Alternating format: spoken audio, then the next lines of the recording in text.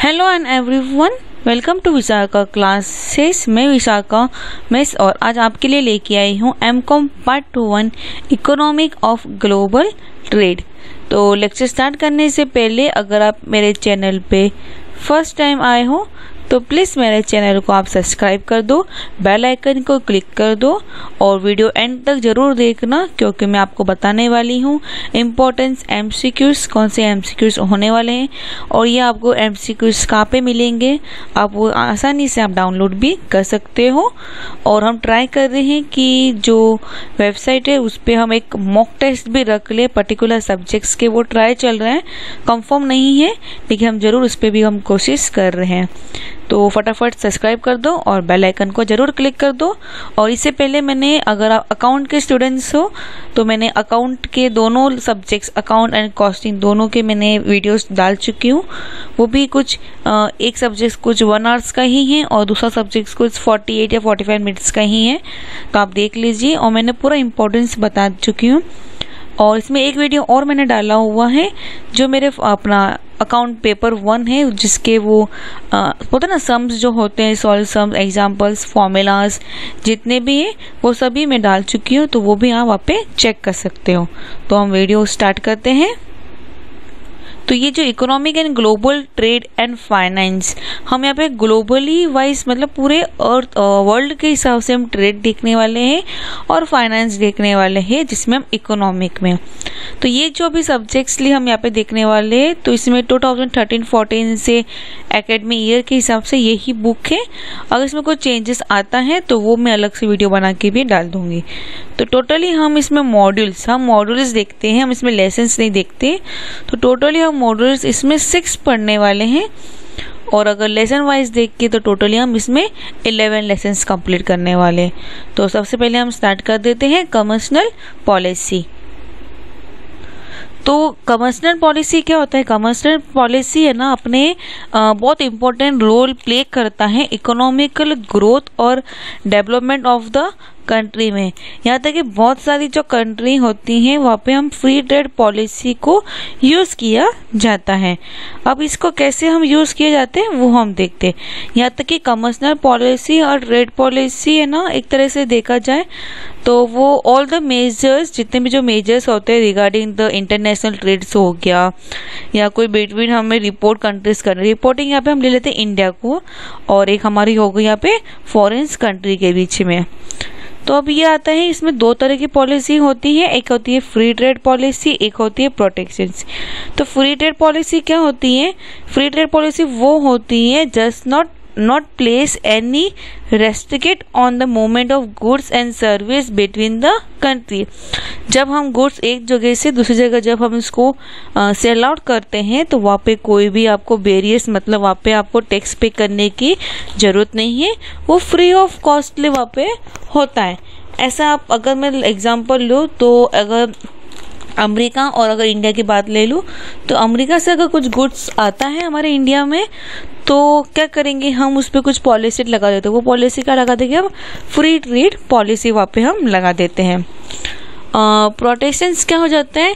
इसका एक सेफगार्ड हम होम कंट्री बना देते हैं, स्ट्रॉन्ग ट्रैफिक वॉल्स की इस तरीके से, जहाँ पे हम डोमेस्टिकल इंफ्रास्ट्रक्चर इंडस्ट्री की तरह। तो इसमें क्या हो जाता है, जहाँ पे हम बाउंड्री, सब्सिडी, टैक्स, हॉलीडेज, तो डोमेस्टिकल इंडस्ट्री के लिए हम लगा देते हैं यहाँ पे। अब आ जाता है हम meaning and definition of traffic. Traffic का मतलब होता है चार्जेस, अलग अलग हम चार्जेस यहाँ पे जो हम लगाते हैं उसके बारे में हम यहाँ पे पढ़ने वाले। तो इसमें हम यहाँ पे आर्टिफिशियल रेस्ट्रिक्शन लगा देते हैं इंपोर्ट और एक्सपोर्ट पे, उसी को हम यहाँ पे क्या बोलते हैं? Traffic barriers. अलग अलग हमारे यहाँ पे एक चार्जेस हो जाते हैं। ट्रैफिक बैरियर्स क्या होता है? ये हमें क्या करता है, तो रिड्यूस द इंपोर्ट को क्या करता है? रिड्यूस कर देता है, जिससे क्या होगा, एक हम टैक्स लगा देते हैं। तो टैक्स लगाने से क्या हो जाएगा, इनपुट जितना ज़्यादा हम टैक्स लगाएंगे कोई फॉरेन कंट्री में, फॉरेन कंट्री से जब कोई सामान अंदर आ रहा है, इनपुट हो रहा है, तो हम वहाँ पे क्या करा देंगे, हम टैक्स ज़्यादा बढ़ा देंगे। क्यों? हमारे कंट्री में अगर वो सेम प्रोडक्ट हमें अगर है तो हम क्या चाहेंगे कि हमें हमारा जो प्रोडक्ट है वो ज़्यादा सेल होना चाहिए। अगर मैं अभी एग्जांपल अगर कोविड-19 की जो वैक्सीन से अगर उनका ही एग्जांपल अगर मैं लूँ, तो अगर आपने देखा होगा तो प्राइसेस थोड़े थोड़े अलग है। वो अलग क्या है, उनका कॉन्सेप्ट अलग है, लेकिन हम हमारे एक एग्जांपल के थ्रू हम लेते हैं। अगर इंडिया की जो वैक्सीन है वो आपको सिर्फ 250 समझो 600 में भी मिल रही हो, 600 रुपीज़ की मिल रही हो, वही अगर जो बाहर की जो कंपनी की आती हैं तो उन लोग अगर 250 में अगर दे भी रहे हो तो उस पर हम क्या कर देंगे, टैक्सेस लगा देंगे। हम क्या चाहते हैं कि हमारी इंडिया की वैक्सीन ही ज़्यादा से ज़्यादा सेल आउट हो, तो हमने क्या लगा दिया, उस पर ज़्यादा टैक्स लगा दिया। तो टैक्स लगाने से क्या हो गया, वो ज़्यादा अमाउंट में आएगी, 800-900 की आएगी। तो हम क्या सोचेंगे, नहीं है वो क्यों ले, हम तो क्या लेंगे, जो सस्ती है वो लेंगे। एक हमारे माइंड में हमारा बैठ गया है, जो सस्ता है वो अच्छा है, जो महंगा है वो अच्छा नहीं है। तो ये हमने हमारे माइंड में बैठा दिया है।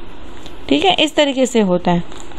आप इसमें कुछ जर्नल्सली एक डेफिनेशन अलग अलग दिया हुआ है, तो मैं डेफिनेशन आपको प्रीफर करूँगी फर्स्ट वाला, tariff is the tax impose on the import और द एक्सपोर्ट ऑफ गुड। दोनों पे टैक्सेस लगता है, या तक कि वो इम्पोर्ट हो या वो एक्सपोर्टली हो, दोनों पे क्या लग जाता है, चार्ज। अब टाइप्स ऑफ यहाँ पे हम ट्रैफिक सीखेंगे, और ये यहाँ पे कुछ मेन ट्रेड बैरियर्स दिए गए हैं, किस पे ट्रेड बैरियर्स होते हैं वो यहाँ पे दिए गए। अब टाइप्स ऑफ ट्रैफिक देख लेते हैं। सबसे पहले आते हैं on the basis of origin destination of the goods crossing the national borders के ऊपर हम पढ़ने वाले हैं, जिसमें भी हम अलग अलग तरीके से पढ़ने वाले हैं। तो सबसे पहले आता है इंपोर्ट ड्यूटी। तो इंपोर्ट ड्यूटीज क्या होता है, इंपोर्ट ड्यूटी वो होता है जो अगर हम सामान जब बाहर से जब कोई सामान अपने कंट्री में जब लेते हैं तो उसको बोला जाता है इंपोर्ट ड्यूटी, तो उस पर हम लगा देते हैं टैक्स। एक्सपोर्ट ड्यूटी, जब सामान कोई दूसरी कंट्री में जाता है तो हम हमारे यहाँ से एक्सपोर्ट हो रहा है तो उस पर भी क्या लग जाता है, टैक्स। ट्रांसमिशन ड्यूटी, यहाँ पे 3 कंट्रीज एक साथ काम करती हैं, कंट्री ए, कंट्री बी, कंट्री सी। तो कंट्री ए से जो सामान जा रहा है वो कंट्री बी पे जाएगा, तो कंट्री ए से एक्सपोर्ट हुआ तो कंट्री बी के लिए क्या हो गया, इनपुट। कंट्री बी से अगर वही सामान वापस सेल आउट हो तो एक्सपोर्ट हो रहा है, दूसरी कंट्री सी के लिए क्या हो जाएगा, वो इनपुट। इस तरीके से होता है। On the basis of qualify of traffic, तो स्पेशल ड्यूटीज़ लग जाती हैं। स्पेशल ड्यूटीज़ का मतलब कैसे हो गया कि जहाँ पे हमें कोई कंट्री के ऊपर 1000 टैक्स से लगाना, ₹1000 का टैक्स लगाना है ईच पेयर ऑफ शूज़ पे, और वही अगर कोई दूसरी चीज़ होती है, कंप्यूटर इंपोर्ट्स हो रहा है, कुछ हो रहा है, तो हम उस पर अलग प्राइस अमाउंट लगाते हैं। मतलब हर एक प्रोडक्ट के ऊपर अलग अलग प्राइस लगती हैं। जरूरी नहीं है कि सभी प्रोडक्ट के ऊपर सेम ही प्राइस लगेगी। अगर मैं इसका तुम्हें इजीली वे समझाना हो तो मैं आपको बता दूं, पोस्ट ऑफिस मालूम है, जितना जैसा सामान रहेगा, जितना वेटेड में, उसके हिसाब से उस पर चार्जेस लगता है। सेम यहाँ पे भी उसके हिसाब से यहाँ पे टैक्सेस लगता है। और यहाँ पे अब एबॉलिडेंस ड्यूटीज, तो यहाँ पे इसका मतलब ये हो गया है कि जो प्राइस इंक्रीज होती है प्रोडक्ट डोमेस्टिकल प्रोडक्ट से, तो वो अंडरकट हो जाती है, but also keep the price artificial higher for the income car shoppers. तो अलग जगह पे हम जैसे अगर कोई 50% ट्रैफिक लगा रहे हैं हम यूएसए ऑटोमोबाइल्स पे, तो क्या हो जाएगा, वैल्यूबल इंक्रीज हो जाएगी 15% से। जब वो कॉस्ट आ रही थी 10,000 रुपीज़ की, तो वही अभी इंडियन कस्टमर के लिए क्या हो जाएगी, 11,500 के हिसाब से यहाँ पे हो जाती है। अब आते हैं हम कंपाउंड ड्यूटी। तो कंपाउंड ड्यूटीज क्या होती हैं, जहाँ पे हम दोनों के बारे में बात करेंगे। कंपाउंड मतलब दोनों का मिक्स, मतलब ए और बी का दोनों ही मिक्स। डिफरेंस कंट्रीज के बारे में सिंगल कॉलम ट्रैफिकली होता है, जहाँ पे एक सिंगल या यूनिफॉर्मली रेट के हिसाब से वहाँ पे चार्ज किया जाता है, और ये एनी क्या बोलते हैं डिस्क्रिमिनेशन बिटवीन द कंट्रीज में विदाउट होता है। डबल कॉलम्स की बात किया जाता है, यहाँ पे डबल कॉलम ट्रैफिक की बात किया जाए तो यहाँ पे हम 2 रेट एक साथ लग जाती हैं, एक रेट पहले लगेगी उसके बाद दूसरी रेट वापस लग जाती है। पर्पस ऑफ इम्पोर्ट्स और रेवेन्यू ट्रैफिक के बारे में, तो यहाँ पे इसका मतलब होता है to earn the money from the foreign country. इसका शॉर्टकटली मैं आपको मतलब बता दिया क्या होता है। प्रोटेस्टिव ट्रैफिक, तो इसका मतलब ये होता है कि जो भी हम गुड्स वहाँ पे जो कंट्री से प्रोटेक्ट करते हैं डोमेस्टिकल इंडस्ट्रीज के लिए, तो उसका बोला जाता है प्रोटेक्शन ट्रैफिक, जो हम हमारे खुद की कंट्री को डेवलपिंग कंट्री बनाने के लिए। तो counterfeit and the anti dumping duties, counterfeit duties वो होती है आइटम्स पे हम इंपोर्ट करते हैं, जिससे आइटम्स पे हमें फॉरेन कंट्रीज का जो कंट्रीज होती है गवर्नमेंट्स पे, उस पर हम यहाँ पे काउंटरफेट यूज़ करते हैं। पर एंटी डंपिंग ड्यूटीज जहाँ पे यूज़ करते हैं वहाँ पे फॉरेन गुड्स हो गया, when the goods get dumped in the domestical market. और इसमें क्या होता है कि जो प्राइस विल होता है, तो counterfeit and anti dumping duties are generally penalty duties. अलग अलग इफ़ेक्ट्स पड़ते हैं। इफ़ेक्ट्स कैसे हो जाते हैं कि ट्रैफिक टैक्स लगा तो उस पर अलग अलग इफ़ेक्ट्स पड़ जाते हैं। जैसे सबसे पहले आ जाता है हमारा प्राइस इफ़ेक्ट्स। तो यहाँ पे आप देख सकते हो प्राइस कम्युनिटीज़ का एक फिगर आउट दिया गया है। यहाँ पे ये प्राइसली दिया, यहाँ पे क्वांटिटीज़ के बारे में बताया गया और उसका यहाँ पे इफ़ेक्ट्स एक्सप्लेन किया है। तो प्राइस इफेक्ट क्या होता है वो हम देख लेते हैं। तो प्राइस इफेक्ट्स वो होता है जहाँ पे हमें कोई कम्युनिटीज़ का प्राइसली इंक्रीज होता है, जहाँ पे हमें प्रॉफिट्स को लाइक करने के लिए। वहीं अगर मार्केट में डिमांड होगी तो वो क्या हो जाएगा, इन इलास्टिक इन नेचर हो जाएगा। जो हमने 11th-12th में कॉमर्स में हमने पढ़ा था। और यहाँ पे क्या हो जाता है, इन इलास्टिक हो जाता है। और अगर डिमांड अगर स्टैब्लिश उसका अपोजिट हो जाए तो वो क्या हो जाएगा, इलास्टिक। अगर प्राइस इफेक्ट्स पे क्या आ जाएगा, इफेक्ट्स आ जाएगा। रेवेन्यू इफेक्ट्स, रेवेन्यू इफेक्ट्स क्या होते हैं, many of the time they have the tender of nation to earn the revenue. और क्या कर देते हैं, जो रेट ऑफ ट्रैफिक होता है वो इंपोर्ट पे मल्टीप्लाई बाय टाइम इंपोर्ट सम पे उस पर चार्जेस कर देते हैं। प्रोटेस्टिव इफेक्ट्स आपको मैंने अभी पहले ही बता दिया। कंपोजिटिव इवेंट्स क्या हो जाता है, जहाँ पे हमें जो डिमांड ऑफ कम्युनिटी होती है फेल हो जाती हैं, तो टोटल आउटलेट ले जाते हैं, जहाँ पे हम लार्जर या स्मॉल के ऊपर डिमांडिंग कर देते हैं कि वो डिमांड इनइलास्टिक होगा या इलास्टिक हो जाएगा। रीडिस्ट्रीब्यूशन इफेक्ट्स, कि जो भी हमें रियल इनकम में आता है, जो भी हमें अमाउंट आ रहा है उसको वापस क्या करते हैं, कंज्यूमर्स को, प्रोडक्ट को, रिजल्ट को ट्रांसफर कर देते हैं। जहाँ पे क्या हो जाता है कि जो टैक्स का जो प्राइसली होता है उससे क्या हो जाएगा, इंक्रीज हो जाएगा। और इससे क्या हो जाएगा, कस्टमर्स कभी कभी अगर प्राइस इंक्रीज हो जाती है तो कस्टमर्स लेती नहीं है, ये भी होता है। वही अगर कोई हायर क्लास है उसके लिए कोई भी प्राइस लगा तो उसके लिए कोई फर्क नहीं पड़ता है। Term of trade effects, trades तो आपको मालूम है एक जगह से दूसरी जगह से सामान बेचना, ये सब, तो उसमें भी इफेक्ट्स पड़ जाता है। इफेक्ट्स कैसे, लाइक डिमांड्स अगर हो या कभी कभी डिमांड्स नहीं होती हैं। अगर डिमांड लार्ज क्वांटिटी में हो रही है तो इंपोर्ट्स ऑफ भी होना चाहिए। और इंपोर्ट हो रहा है तो सडनली कस्टमर्स ऑथराइजिंग या ट्रैफिक पेमेंट्स भी होता है। कंपोजिटेड इफेक्ट्स, अलग अलग कंट्रीज में एक ही प्रोडक्ट का आपको इफेक्ट्स मिलता है कि हर एक कंपनी इसके लाइक का कैसे भी सेम प्रोडक्ट आपको दूसरी कंट्री भी बना रही है, तो अगर वो अच्छी बना रही है तो हमारे लिए क्या हो जाता है, प्रॉब्लमेटिक हो जाता है वहाँ पे। Income and the employment effects, income and employment effects क्या होता है कि हमें जो एक्सपेंडिचर और इनकम पे करते हैं इंपोर्ट गुड्स पे जो रिड्यूसली हो जाता है, तो क्या हो जाएगा, उस पर इंक्रीज इन एक्सपोर्ट्स प्लस हो जाएगा कंट्री के लिए। और वही इनकम फ्रॉम फॉरेन ट्रेड हो जाएगा। नहीं, कभी कभी क्या तो money shift from imports but now to spend a domestic product goods होता है। और country is less than the full employments level, it rise the income and countries in employment in the countries. अब इसका मैं बता दूँ तो shortcut में, अगर इंडिया में अगर हमारी कंपनीज खुलने लगी तो कंपनी अगर ओपन होगी तो इंडिया के जो पीपल्स है उनको एम्प्लॉयमेंट्स मिलेगा। अगर एम्प्लॉयमेंट्स मिलेगा तो इनकम मिलेगा, इनकम मिलेगा तो नॉर्मली क्या हो जाएगा, हमारी इंडिया डेवलपमेंट्स कंट्री में आगे बढ़ने लग जाएगी। The balance of the payments effects, BOP बोला जाता है इसको। BOP का इसका मतलब होता है कि जो हमारे इफेक्ट्स आता है जहाँ पे हमारा एक्सपोर्ट एंड सरप्लस की वजह से हमारे इसमें इफेक्टिंग प्रॉब्लम्स होता है।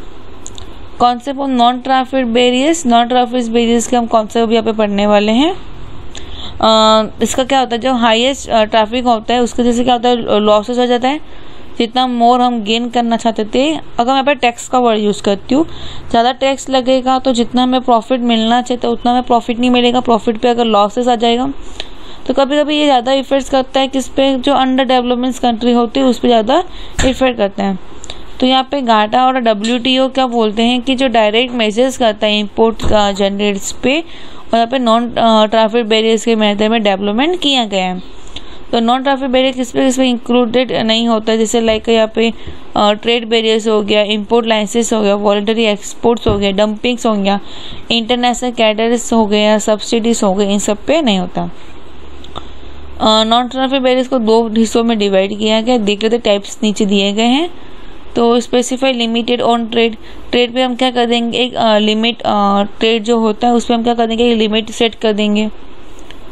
और प्रोड्यूसिंग में हम क्या कर देंगे, जो एंटी डंपिंग प्रैक्टिसिंग होता है या फिशेस होता है उसको भी हम क्या कर देंगे, इंक्लूडिंग सिस्टम में कर देंगे। स्टैंडर्ड्स जो हमारी क्वांटिटी क्वालिटी होती है उस पर हम चेंजेस कर देंगे। गवर्नमेंट प्रैक्टिस इन ट्रेड्स के जो गवर्नमेंटली अगर हमारे ऊपर टैक्सेस ये सब कुछ लगाते हैं उस पर हम सुधार करेंगे।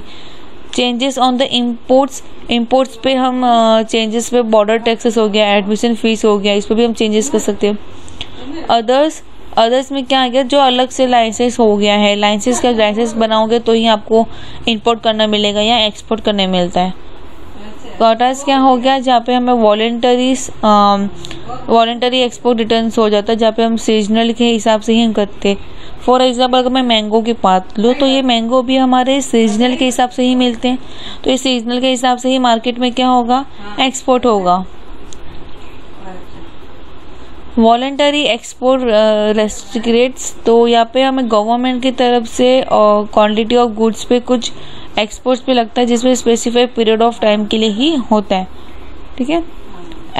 एम्बर्गो, तो यहाँ पे हम पढ़ते हैं कि जहाँ पे इंपोर्ट जहाँ एक्सपोर्ट होता है पर्टिकुलर गुड्स पे, जहाँ पे सर्टेन गुड्स को सप्लाई किया जाता है स्पेसिफाइड कंट्रीज को ही, तो वो जो गुड्स होगा वो पर्टिकुलर कंट्रीज को ही जाएगा। Standard take place special place हमारा नॉन ट्रैफिक बैरियर में सबसे इम्पोर्टेंट प्लेस है स्टैंडर्ड्स की। स्टैंडर्ड्स का क्या होता है, जो कंट्री यूजुअली जो होती हैं जहाँ पे हम टेस्ट ऑफ प्रोडक्ट्स हो गया या सेल ऑन डोमेस्टिकल प्रोडक्ट्स हो गया, तो वहाँ पे हम ब्लॉक सेल कर सकते हैं प्रोडक्ट्स ऑफ फॉरेन मैन्युफैक्चरर्स के लिए।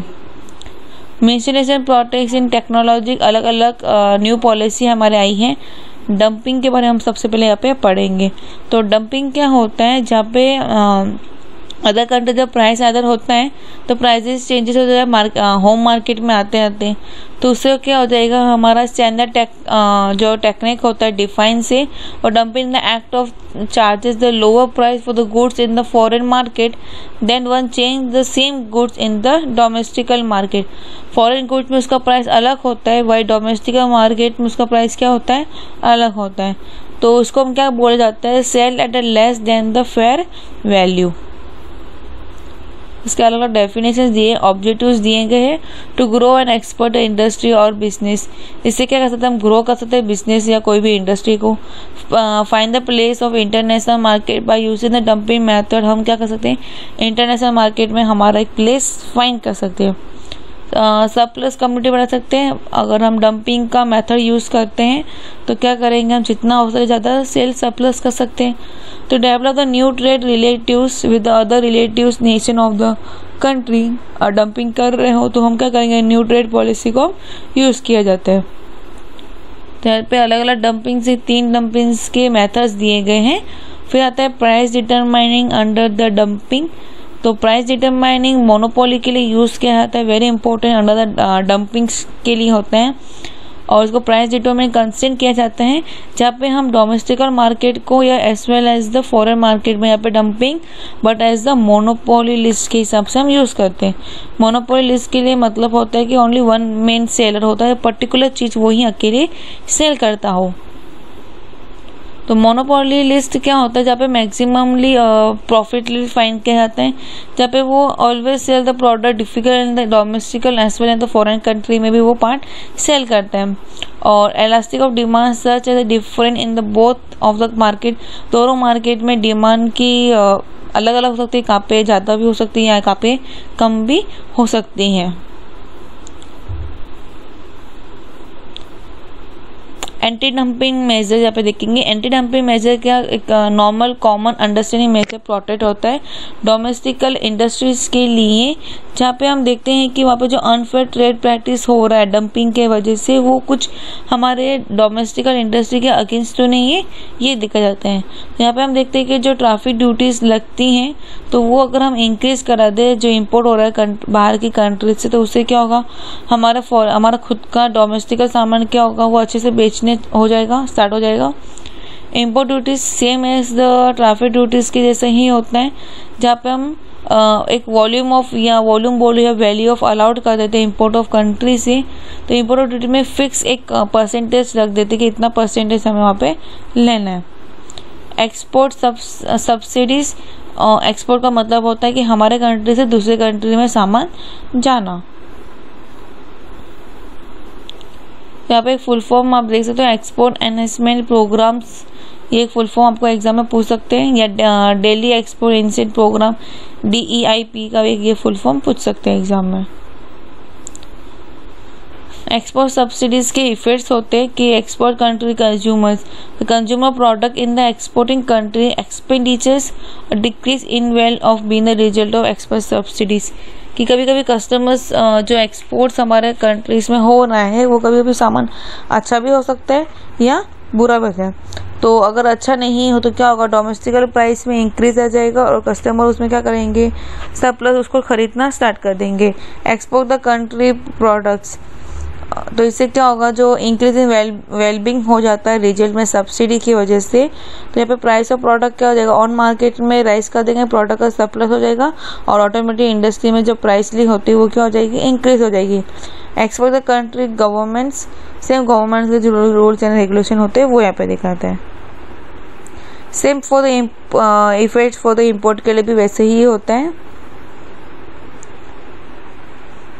ये बहुत इंपॉर्टेंट लाइन दिया है, the union of product is a given branches of industry as many country as possible into the organization, explain the single planner control all over product and the price and possibility to divide the market between the different products country। हम यहाँ पे market को divide कर देते हैं as per the product या country के हिसाब से। तो इसका कुछ कॉन्स्टेंटली कंडीशन कंक्लूजन इंटरनेशनली दिया हुआ है, जहाँ पे हम नंबर ऑफ प्रोडक्ट को फॉर्म स्मॉल देखते हैं कि यहाँ पे when the number of product form is small या नहीं है, कैसा है, वो सब हम यहाँ पे देखते हैं। मेरिट्स एंड डीमेरिट्स आपको करना जरूरी है, और ड्रॉबैक का मतलब हो गया, डीमेरिट्स हो गया। तो ये आ सकता है कि अगर ये मेरिट्स है तो इसमें से कौन सा डीमेरिट्स के क्वेश्चन से, तो यहाँ पढ़ लीजिए एक बार, इंपॉर्टेंस है। मैं आपको इम्पोर्टेंट बता देती हूँ क्या क्या इंपॉर्टेंट है। कम्युनिटी एग्रीमेंट्स, एग्रीमेंट्स बनाना जरूरी है। एग्रीमेंट्स का मतलब होता है जहाँ पे हम देखते हैं कि वहाँ पे उसका ट्रेड प्राइस क्या हो रहा है, प्राइसिंग क्या हो रहा है, स्टॉक मैनेजमेंट्स कैसा है, यहाँ तक कि जो एक्सचेंज हम कर रहे हैं वो कैसा है, पॉलिसी डिस्कशन कर देते हैं, वहाँ पे हम कम्युनिटी एग्रीमेंट बना देते हैं।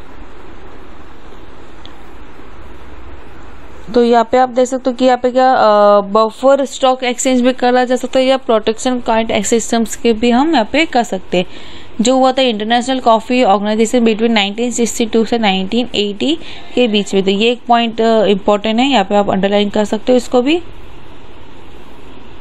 और आ जाते हैं हम यहाँ पे बफर स्टॉक सिस्टम, जहाँ पे एक ही टारगेट प्राइस बना दो या टारगेट प्राइस को बैंड काट देते हैं, या सेलिंग जो प्राइस सेलिंग होता है वो प्राइस फ्लो भी हम यहाँ पे कर देते हैं। तो मार्केट कंडीशन में क्या होता है, एक सरप्लस ऑफ प्रोडक्शन हो जाता है और वहाँ पे प्राइस फॉल होने की वजह से टारगेट प्राइस क्या हो जाता है, इंक्रीज हो जाता है। तो जो बफर स्टॉक होता है वो ऑटोमेटिकली हमारा एग्री कर देते हैं हम सरप्लस होने के लिए। यहाँ पे हमारा ये लेसन कंप्लीट हो जाता है। अब आ जाते हैं हम नेक्स्ट लेसन में, मॉड्यूल 2 में, इकोनॉमिक ऑफ इंटीग्रेशन 2 में, जहाँ पे हम अलग अलग कंट्रीज के हिसाब से हम यहाँ पे पढ़ने वाले हैं। तो यहाँ पे एक मैं जो मेन है वो बता देती हूँ आपको, उतना मेन अगर समझ गया तो बहुत बड़ी बात है। ये लाइन यहाँ पे अंडरलाइन कर दो यहाँ तक, EU NAFTA ASEAN OPEC और सारा SAARC, और एक आता है GAAT गाटा और WTO। तो इसके फुल फॉर्म्स एग्जाम में पूछ सकते हैं आपको कि इसके फुल फॉर्म्स क्या हैं, तो ये आपको ध्यान रखना जरूरी है। और नीचे हम देख लेते हैं यहाँ पे economical integration is a drawn distance between the economical integrate and the economical cooperation. ये एक अंडरलाइन कर दो आप यहाँ पे, ये इंपॉर्टेंट है। और यहाँ पे आ जाता है for the example of WTTO और GATTO TT और the WTO are the example of the cooperate. एक ये पॉइंट यहाँ पे बहुत इंपॉर्टेंट था। फिर रीजन्स होते हैं इकोनॉमिकल इंटीग्रेट्स के लिए अलग अलग। एक यहाँ पे है और unity we stand divide the we fail. Wide market होता है, इकोनॉमिकल ऑफ स्केल्स होता है, हायर डिग्री ऑफ स्पेशलाइजेशंस होते हैं। ये एक पॉइंट्स बाहर के आप इम्पोर्टेंस है। ऑप्टिमाइज रिक्रूटर ऑफ रिसोर्सेज, हमें जितना रिसोर्सेज हमें चाहिए उतना ही हमें यूज़ करना चाहिए। Increase the volume of trade को क्या करना चाहिए, हमें इंक्रीजली करना चाहिए। Change in the cost price structure, जो भी हमारा कॉस्ट प्राइस होता है उस पर भी हमें क्या करना चाहिए, चेंजेस करना चाहिए। म्यूचुअल बेनिफिट होना चाहिए, कस्टमर सरप्लस होना चाहिए, कस्टमर को जो पसंद है वैसा ही प्रोडक्ट वहाँ पे होना चाहिए। Increase in standard of living, इसके वजह से क्या हो जाता है, हमारे स्टैंडर्ड ऑफ लिविंग में क्या रहता है, इंक्रीजिंग हो जाते हैं। Increase in the economical development and overall increase in the welfare, welfare में भी क्या आ जाता है, इंक्रीजिंग आ जाता है। और यहाँ पे टाइप ऑफ इकोनॉमिकल इंटीग्रेट पढ़ने वाले यहाँ पे कुछ टाइप्स दिए गए हैं, टोटली 5 टाइप्स है, ये याद कर लो आप। The group of country from the preferred trade agreement, FTA the free trade area, CU custom union, CM common market and EU economics unions. तो जो ग्रुप ऑफ कंट्रीज होती है मेक प्रिफर्ड ट्रेड एग्रीमेंट कर देती है। तो इसमें क्या होता है कि एक कंट्री कॉमन वेल्थ ले लो, प्रीफेस सिस्टम 1932 के हिसाब से, तो कुछ मेंबर्स आते हैं। तो यहाँ पे क्या कर देते हैं, हम कॉमन वेल्थ पर कंट्री कर देते हैं, जिससे हमें यहाँ पे क्या होता है, रिड्यूस टैरिफ मिलता है। तो हमें क्या जाएगा, टैक्स कम हो जाएगा और अमाउंट देम से but allow the higher traffic for the reader then entry on the import for rest of. तो यहाँ पे ग्रुप बना देंगे हम, 5-6 ग्रुप बना दिया, पांचों कंट्री क्या करेंगे, एक दूसरे का टैक्स कम कर देंगे। वही अगर और कोई कंट्री अगर इम्पोर्ट एक्सपोर्ट करती है, उनके कंट्री में इम्पोर्ट करती है, तो हम क्या कर देंगे, उनके ऊपर हायर टैक्स लगा देंगे। Free trade area, free trade area में बता दिया कि जहाँ पे फ्रीली ट्रेड ऑफ एरिया होता। कस्टम यूनियन, कस्टम यूनियन यहाँ पे अगर आप लाइन पढ़ोगे तो it was the form by the 1958 by the sign of trade of Roman in the 1975 by the July 1 1958। ये बहुत इंपॉर्टेंट है। और जिसमें 6 मेंबर्स इंक्लूड हुए थे इकोनॉमिकली यूरोपियन इकोनॉमिक कम्युनिटी में, Brazil, France, federal Republic of Germany, Italians, Luxembourg और Netherlands. ये हमारे 6 मेंबर्स थे। तो 6 मेंबर्स के बारे में यहाँ पे एग्जाम में पूछा जा सकता है। कॉमन मार्केट, सभी के लिए कॉमन मार्केट बना दिया गया था, जहाँ पे कॉमन मार्केट को दो रिटेन मार्केट बोलते हैं, या कॉमन कैरेक्टर फीचर्स के हिसाब से या कस्टम्स ड्यूटी हो जाता है हमारा, या उसके हिसाब से भी यहाँ पे किया जाता। तो ये जो यूरोपियन कॉमन मार्केट था उसका जो स्टैब्लिशमेंट हुआ था वो 1958 में हुआ था, और ये sign by the Roman same 1957 के हिसाब से। सेम इसमें वही 6 मेंबर्स यहाँ पे भी इंक्लूड थे। और the EEC was the expense in the 1975 was included by the Union kingdom, Denmark and the Iranian के हिसाब से जो ग्रीक्स ज्वाइन हुए थे EEC में 1981 में। स्पेन ऑफ ए प्रोटोकॉल भी ज्वाइन होने लगे थे 1 जनवरी 1986। तो ऐसे आपको क्वेश्चन आ सकता है एग्जाम में कि on the 1 January 1986 who has been joint, तो कौन ज्वाइंट हुआ था, स्पेन एंड पोर्टुगल्स। तो ऐसे एग्जाम्स में आपको क्वेश्चन पूछे जा सकते हैं। यूनियन, इकोनॉमिकली यूनियन बनाया गया था जहाँ पे हमें कॉमन मार्केट को और जो हमारा नेशनल इकोनॉमिक पॉलिसी हो, मॉनिटरी और फिक्सर पॉलिसी हो, यहाँ पे ज्वाइन किया गया था, जिसमें हमें tax, economically, foreign trade, agriculture, transport, balance of payments, ये सब के बारे में यहाँ पे हम पढ़ते जाए, मतलब इसके बारे में यहाँ पे उन्होंने किया हुआ था।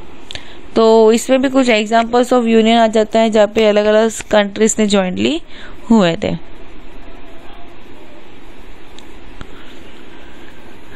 अब यहाँ पे आता है introduction of protects and the trade labels के बारे में, जहाँ पे हम आगे देखते हैं क्या दिया गया है।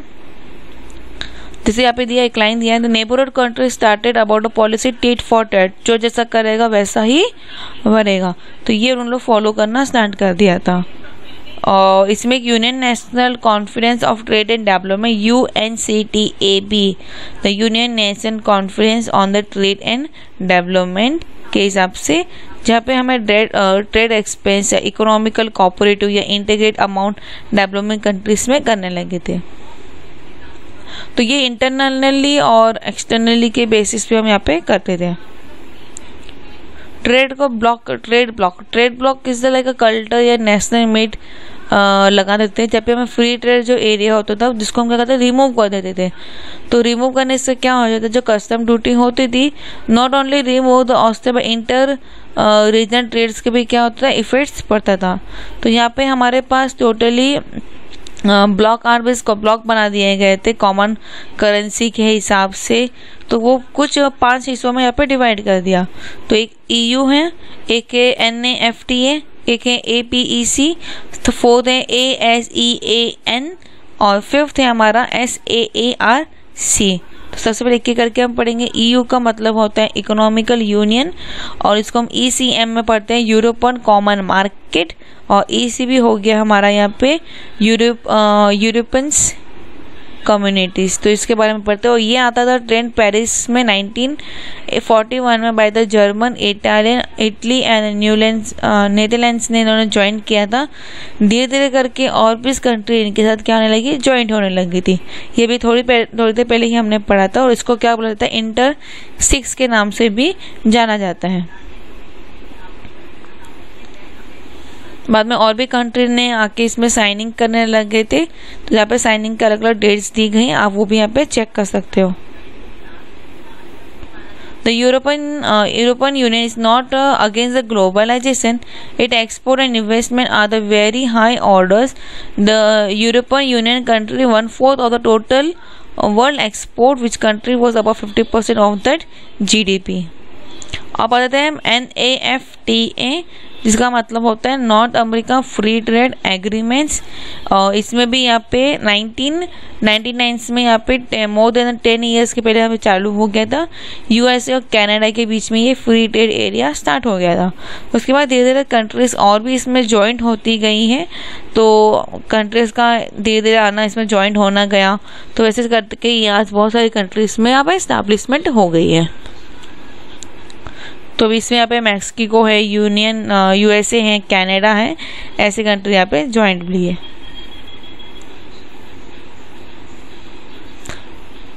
और जाते हैं हम इसकी का सेकेंड पार्ट पढ़ेंगे, मतलब वही आगे के 3rd पॉइंट 4th पॉइंट पढ़ रहे हैं।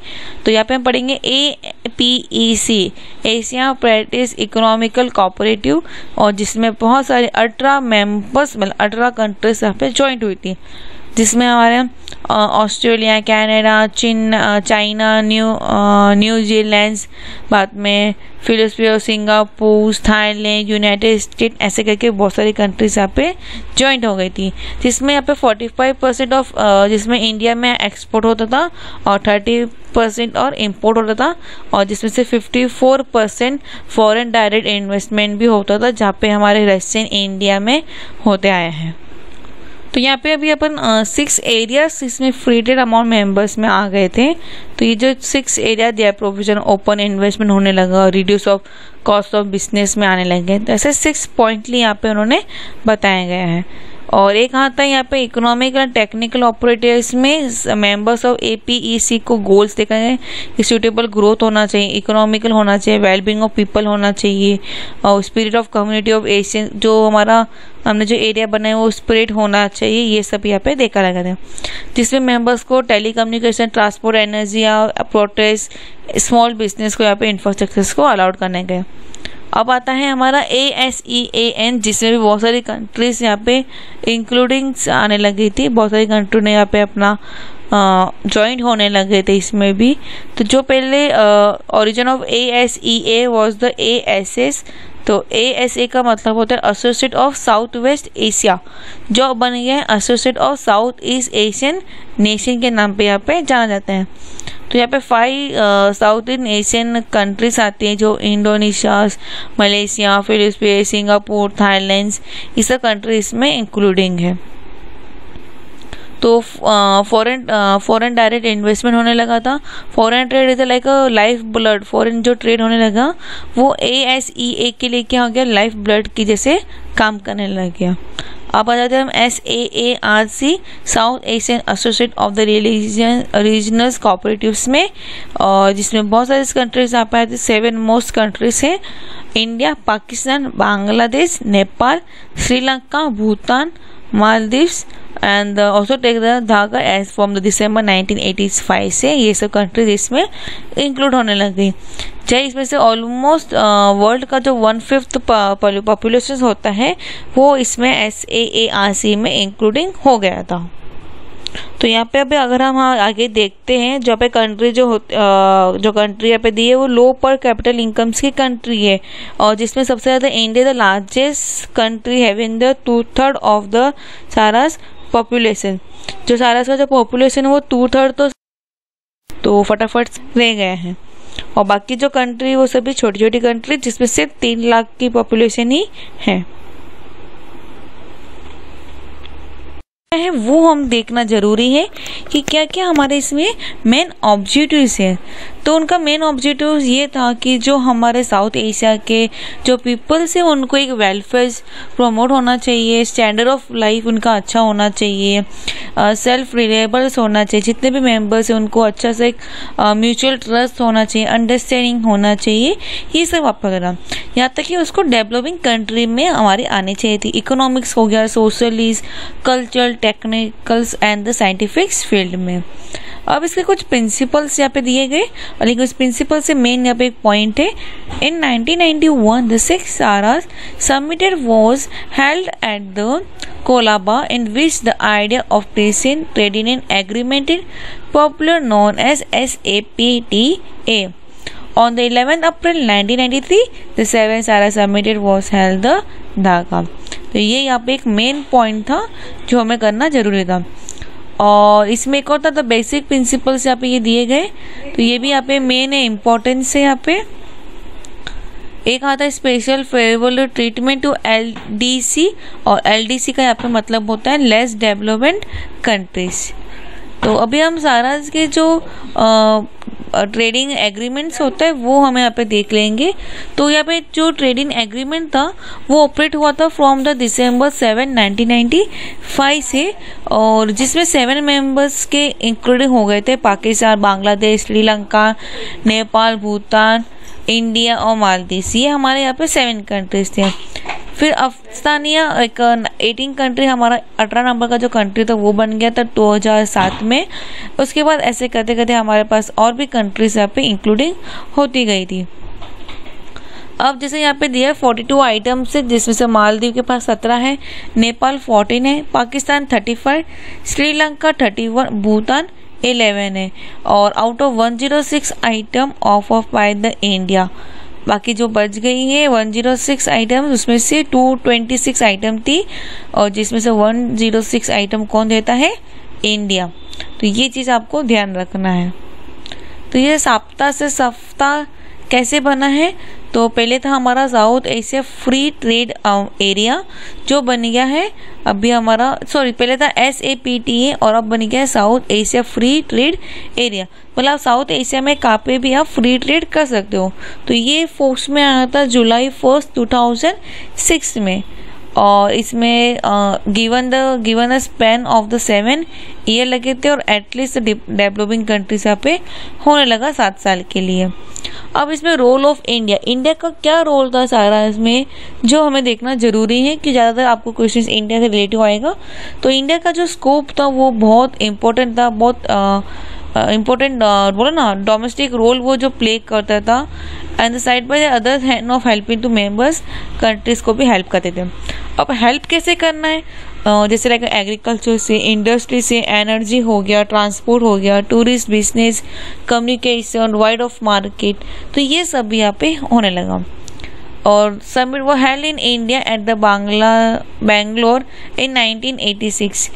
सेकेंड सारास का समिट एक प्रोग्राम टाइप हुआ था इंडिया में ही, बैंगलोर में, वो भी 1986 में। तो ये तो हो गया। अब आता है रियलाइजेशन एंड मल्टीलाइजेशंस।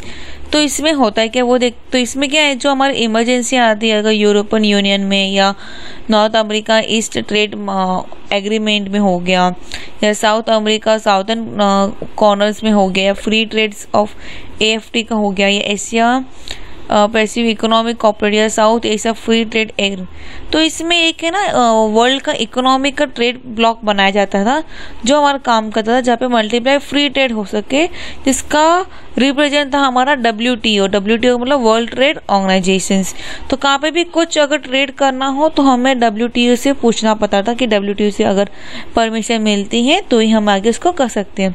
तो WTO का स्टैब्लिशमेंट हुआ था 1995 में। एक वो उसका सिम्बॉलिक्स के जैसा वर्ल्ड ग्लोबल इकोनॉमिक के ऑर्डर्स देने में वो काम आता था।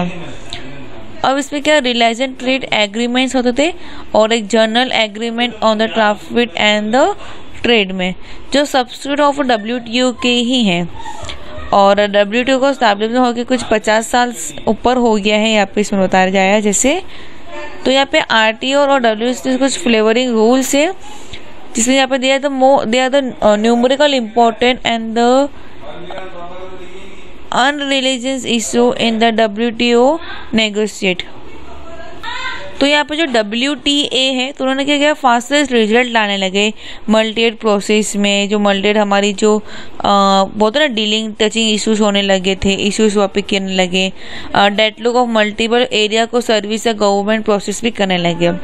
अगर यहाँ पे एग्जांपल देखा जाए तो free trade agreement with Australia होता था, 99% of USA and expert of manufactures good imply upon the agreement entry.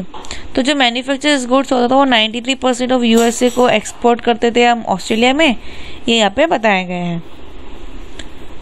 और यहाँ पे कॉस्ट के बारे में दिया है। कॉस्ट आपको मालूम है क्या होता है, जो ऑन एंड रूल ऑर्गेनाइजेशंस होते हैं जो खुद रूल करते हैं और ऑर्गेनाइज करते हैं या इनोवेट्स करते हैं, वो यहाँ पे आते हैं।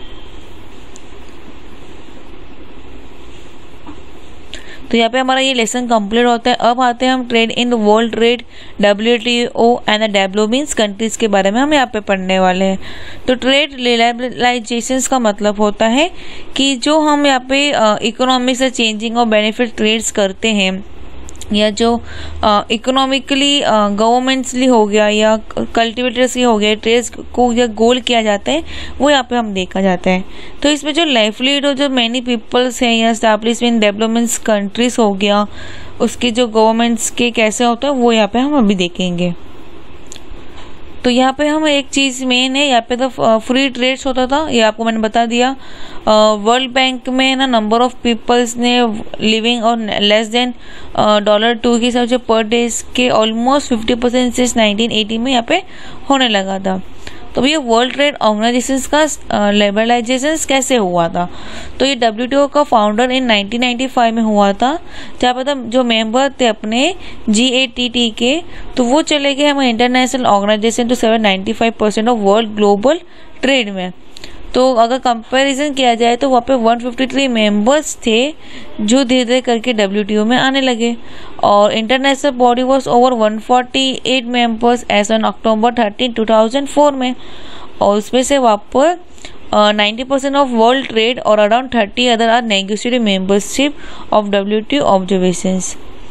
तो WTO का मेन प्रिंसिपल क्या था कि वो ट्रेड बैरियर्स कराना, फ्री ट्रेड्स करना, treatment for local and foreigners के जो होते थे, या ट्रांसपेरेंस करना, डेवलपमेंट इकोनॉमिक्स में लाना, फ्री फेयर कंपटीशंस रखना, ये सब वहाँ पे होते थे। अब ट्रेड्स इन द मैन्युफैक्चर्स के हिसाब से यहाँ पे देखा जाए तो ट्रेड बैरियर्स मैंने आपको इसके स्टार्टिंग लेसन में बता दिया था, तो वो यहाँ पे आपस पूरा रिपीटेड है, नॉन ट्रैफिक बैरियर्स। तो ये इसको हम रिपीट वापस अभी यहाँ पे नहीं करेंगे, टाइम वेस्ट करके कुछ फ़ायदा नहीं है। एग्रीकल्चर के हिसाब से क्या होता है, एग्रीकल्चर ट्रेड में हम क्या देखेंगे वो यहाँ पे भी देख लेते हैं। अगर मुझे कुछ इंपॉर्टेंट लगता है तो मैं आपको बता देती हूँ। तो यहाँ पे दिया है कि traffic build by the average of 96% with the 6 year from 1995, यहाँ पे आता है। और एक प्रोविडेंस सब्सिडीज होता है जो एक्सपोर्ट परफॉर्मेंस या यूज और डोमेस्टिक इंस्टेंट को इंपोर्ट गुड्स करते हैं, और एक्सटेनेबल सब्सिडीज होते हैं एंड नॉन एक्सटेनेबल सब्सिडीज भी यहाँ पे आती हैं। The volume of subsidy agriculture export by the at least 21% होना चाहिए, the value of subsidy at least by the 36%। ये आपको क्वेश्चन में पूछा जा सकता है एग्जाम में। और द डेवलपिंग कंट्री के आर द 14% एंड 24% उनके हिसाब से। और डेवलपिंग कंट्रीज वो रिड्यूस बाई 20% हो गया था। और in the case of developing country में देखा जाए तो 13.3% होता है इन डेवलपिंग कंट्री में। डेवलप कंट्री में 20%, डेवलपिंग कंट्री में 13.3% 1999 के हिसाब से। Trade in service, trade in service यहाँ पे जो जनरल एग्रीमेंट और ट्रेड इन सर्विस, जो हम ट्रेड करते हैं, जो लेन देन करते हैं, तो वो कैसा होता है। तो इसमें आप बैंक इंक्लूड हो गया, ट्रांसपोर्ट, टेलीविजन, रेडियोस, इंश्योरेंस, बाद में कम्युनिकेशंस हो गया, कोई भी फॉर्म ऑफ कम्युनिकेशंस हो गया, तो वो यहाँ पे भी इंक्लूड्स होते थे। जिसमें हमें बॉर्डर क्रॉस करनी पड़ती थी। बॉर्डर क्रॉस कोई अगर ऐसा कुछ प्रोडक्ट है तो वो बॉर्डर क्रॉस करना पड़ेगा, उसको कमर्शियल प्रीमाइसेस देना पड़ेगा, ये सभी वहाँ पे होता था। Environment impact on trade, environment का क्या इम्पैक्ट पड़ने लगा ट्रेड्स पे। तो आपको जैसे ही मालूम है, अगर कुछ गवर्नमेंट का टैक्सेस पॉलिसी में अगर कुछ फ़र्क आ जाता है तो ट्रेड्स पे फ़र्क आ जाता है एक तरह से देखा जाए। तो यहाँ पे जो इंटरनेशनल अफेयर्स आएगा फर्स्ट फोर्स वो इशू बाय द 1991, और ये मैक्सिको गवर्नमेंट ने चैलेंज किया था यूनाइटेड स्टेट को banning the turn from the Mexico. तो वहाँ पे एक तरह का ये होने लगा, जब पे फिश जो टर्नर होता था, प्रोविडेंट एक्ट बनाया वहाँ पे फिशिंग मेथड का। जब पे लार्ज नंबर ऑफ डॉल्फिन्स, ये सब को क्या कर दिया उन्होंने, बैन कर दिया इम्पोर्ट फ्रॉम द कंट्रीज को, और they use such as fishing method यहाँ पे होने लगा था। तो ऐसे भी यहाँ पे होते थे। एनवायरमेंट एग्रीमेंट, तो भी एनवायरमेंटली एग्रीमेंट्स अलग अलग ईयर्स में अलग अलग एग्रीमेंट्स यहाँ पे बनने लग गए थे। तो जैसे यहाँ पे डैमेज बिल होने लगा 1906 में, या फिर डेप्ट ऑफ ऑक्सिलरीज 1987 हो गया, फिक्स स्टॉक हो गया 1995। तो ऐसे अलग अलग एग्रीमेंट्स यहाँ पे बन गए। Strength and the suitable trades, देखना पड़ता था कि वो ट्रेड ओपनली ट्रेड है क्या, ग्रोथ या इकोनॉमी वेलफेयर के लिए है कि नहीं, या वो इंक्रीज इन ट्रेड ग्रोथ कैसा है, किस तरीके से, वो भी यहाँ पे देखना रहता था। Local, regional and private sector policies, तो यहाँ पे हमें लोकली, वो लोकल मतलब लोकल एरिया जो बोलते हो ना, वो लोकल वैसा, तो वहाँ पे लोकली कैसे हो रहा है, किस तरीके से होता है, ये यहाँ पे दिया है। तो लोकल में हम जो देखा होगा कि जो लोकल में मिलता होगा आपको, जो दूध की दुकान हो गई या होलसेलर्स को, होलसेल नहीं बोल सकते, रिटेलर शॉप्स हो गई, तो ये आपके लोकली एरिया में ही मिल जाएगी। जैसे रीजनल, इसमें बड़े सेक्टर में आ गया, प्राइवेट सेक्टर्स मतलब जो प्राइवेटली सेक्टर्स पे यहाँ पे माना जाता है। तो यहाँ पे इस तरीके से यहाँ पे इन्होंने डिवाइडली सेक्शन कर दिया। तो जो रीजनल ग्रुप होते हैं, सच NAFTA होते हैं, जो रूल्स बनाते हैं, रूल्स मेकिंग करते हैं, ट्रेड एग्रीमेंट करते हैं फॉर द स्पेशल स्टेट्स या नेशनल पॉलिसी के लिए ही। और वही लोकल क्या, लोकली बना दिया।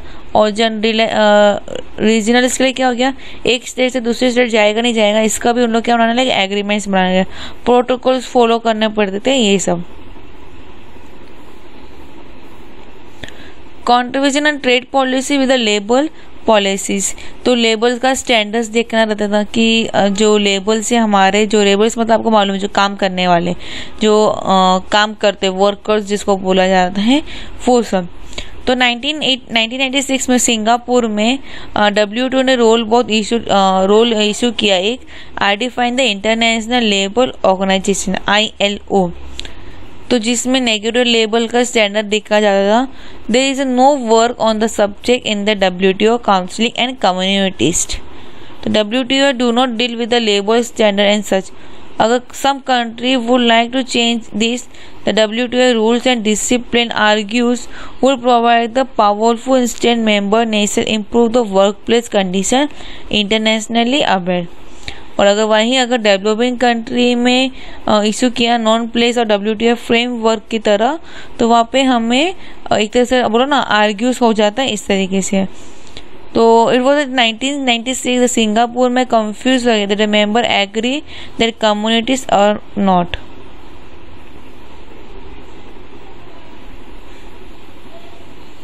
ट्रिप्स एग्रीमेंट्स अलग अलग दिए गए, कब से क्या होने लगा था।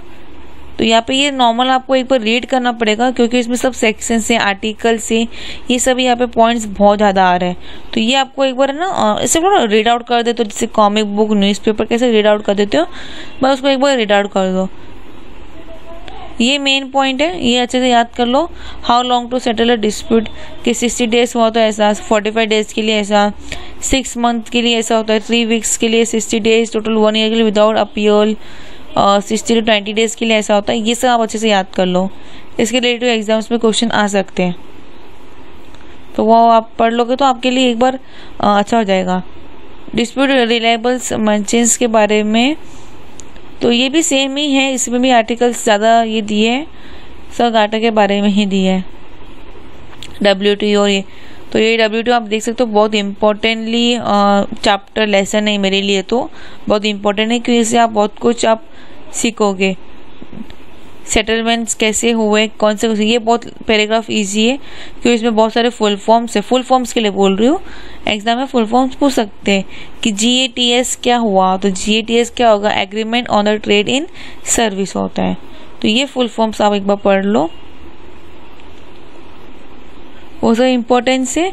अगर इसमें मेरे को जैसे हाँ ये देखो, यूआर एग्रीमेंट इन इंडिया, यूआर और राउंड ऑफ एग्रीमेंट हुआ था इंडिया के साथ, वो यहाँ पे दिया गया है।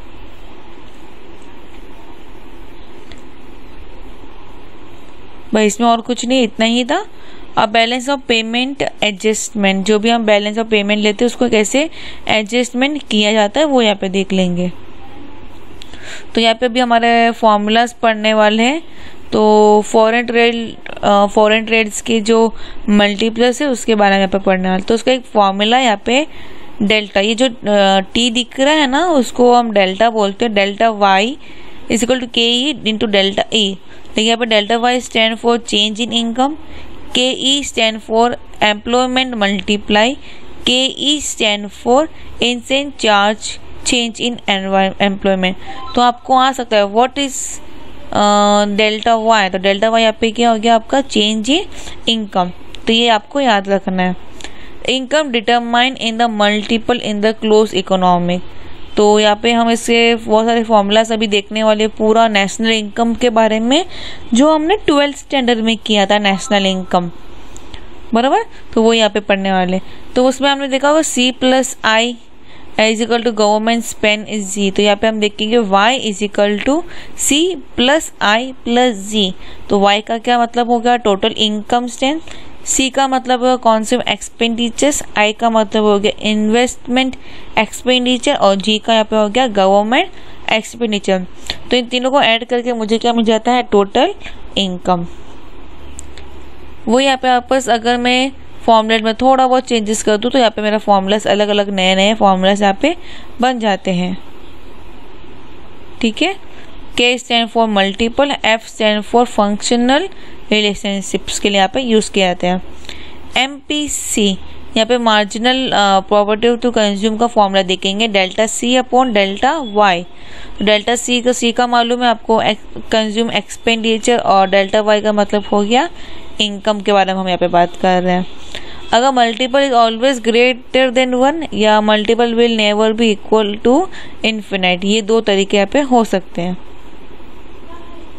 ये देखो अभी अगर इसको हम जैसे हमने वहाँ पे पहले अभी C से किया था, अभी यहाँ पे आएगा national income divided by the investment, अगर चेंजेस कुछ होता है तो। Foreign trade multiple in the open economy, अभी हमने क्लोज इकोनॉमी के बारे में देखा था, अब हम देख रहे हैं ओपन इकोनॉमी। ओपन इकोनॉमी के लिए पर देखा जाए तो एक्सपोर्ट मल्टीप्लाई, जो भी हम सामान बेचेंगे वो एक्सपोर्ट हम कर सकते थे। तो यहाँ पे M stand for import, F stand for function relationship and Y stand for national income. तो M is equal to function of Y। X stand for export, तो X is not include the function of national, क्यों हम जो M का मतलब क्या हो गया इनपुट, हम जो भी सामान इंपोर्ट करेंगे तो वो क्या हो गया नेशनल इनकम से रिलेशन है, लेकिन एक्सपोर्ट कर रहे हैं यहाँ पे वो क्या हो जाएगा नेशनल इनकम से उसका कुछ भी रिश्ता या रिलेशन नहीं है। तो यहाँ पे C plus I plus x minus M, तो C क्या हो गया हमारा consumer expenditure plus invest in expenditure into import minus export plus export minus या इंपोर्ट, एक्सपोर्ट माइनस इंपोर्ट बराबर। तो वो यहाँ पे दिया है। अगर स्टैंड फॉर चेंजिंग होता है M4 stand for import, delta I stand for changing in investment and delta X stand for changing in export. आपको दिए रहेंगे क्वेश्चन में, बस आपको उसको वैल्यू डालना है और उसको फिर सॉल्व कर देना, आपको वैल्यू मिल जाएगा। इससे ज़्यादा कुछ यहाँ पे आएगा नहीं आपके लिए। फॉर्मूला फॉर अगर सभी ज़्यादा बहुत सारे ट्रेड दिए रहेंगे तो उसको करेंगे 1 और डिवाइडेड बाय उसका जो वैल्यूबल रहेगा वो सबको प्लस कर देना है और डिवाइड कर देना। जैसे पे दिया है 0.25, 0.15, 0.06 एंड 0.04, चारों को प्लस कर देंगे, 1 अपॉन चारों को प्लस करके हमें वैल्यू मिल जाएगा। इस तरीके से यहाँ पे आपको सम एग्जाम में आ सकते हैं। Introduction to external and internal balance. Externally मतलब बाहर का और इंटरनली मतलब अंदर का, तो दोनों को हमें क्या करना होता है, बैलेंस करना होता है, कि दोनों को बैलेंस करना जरूरी है। तो अभी इसमें अगर मैं कोई कंपनी के हिसाब से अगर देखा जाऊं तो कंपनी के हिसाब से इंटरनली क्या हो गया, जो अंदर के जो रहते हैं ना एम्प्लॉयज हो गए ये सब, और एक्सटर्नली क्या हो गया, गवर्नमेंट्स हो गए या एनवायरमेंट हो गया, जिसे हम यहाँ पे प्रॉब्लम्स क्रिएट्स करते हैं। एक्सपेंडिचर चेंजिंग पॉलिसीज, जैसे अगर कोई पॉलिसी अगर चेंज हो जाए तो हमारे भी बैलेंसिंग फिगर्स में कुछ ना कुछ प्रॉब्लम आ जाता है, बैलेंस ऑफ पेमेंट में फ़र्क आ जाता है वहाँ पे कुछ। जैसे monetary policy by the country central bank of country करती है, जैसे हमारे इंडिया में RBI किया करती है। तो मॉनेटरी पॉलिसी यहाँ पे हमें दो तरीके से हम चेंज कर सकते हैं, या बैंक रेट से या ओपन मार्केट ऑपरेटिव। तो बैंक रेट क्या करता है, वो ऑफिशियली मिनिमम रेट कर देता है और ये सेंट्रल बैंक कर देता है। तो इसमें क्या होता है, जो शॉर्ट टर्म लोन होता है कमर्शियल बैंक में, उसको हम क्या कर देते हैं, कम कर देते हैं। वही अगर बैंक का रेट राइज कर देते हैं तो जो सेंट्रल रेट का डिमांडिंग अपॉन सिचुएशन हो जाता है। ओपन मार्केट ऑपरेटिव में क्या करते हैं, buying and selling of the government security in the open market कर देते हैं।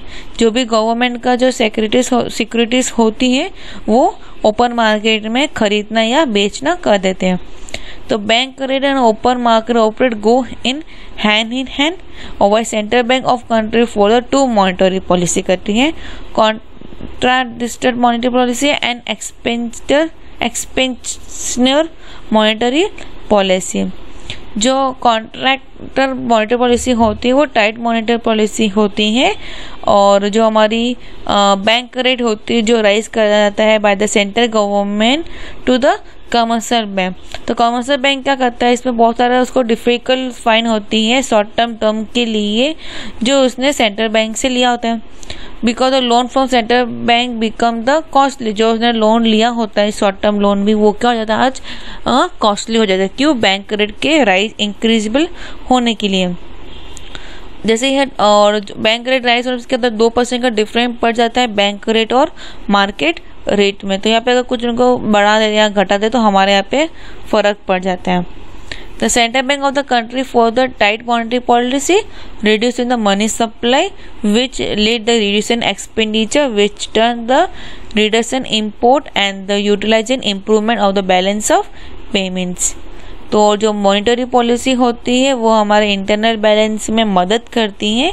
Y when the central bank for the each monetary policy, और जो रेट ऑफ इंटरेस्ट होता है वो क्या हो जाता है, कम हो जाता है। और इससे क्या होता है कि ये जो इन्वेस्टमेंट किया जाता है इनकम या एम्प्लॉयमेंट या थ्रू द मल्टीपल, तो इसमें प्राइस लेवल होता है वो इंक्रीज हो जाता है।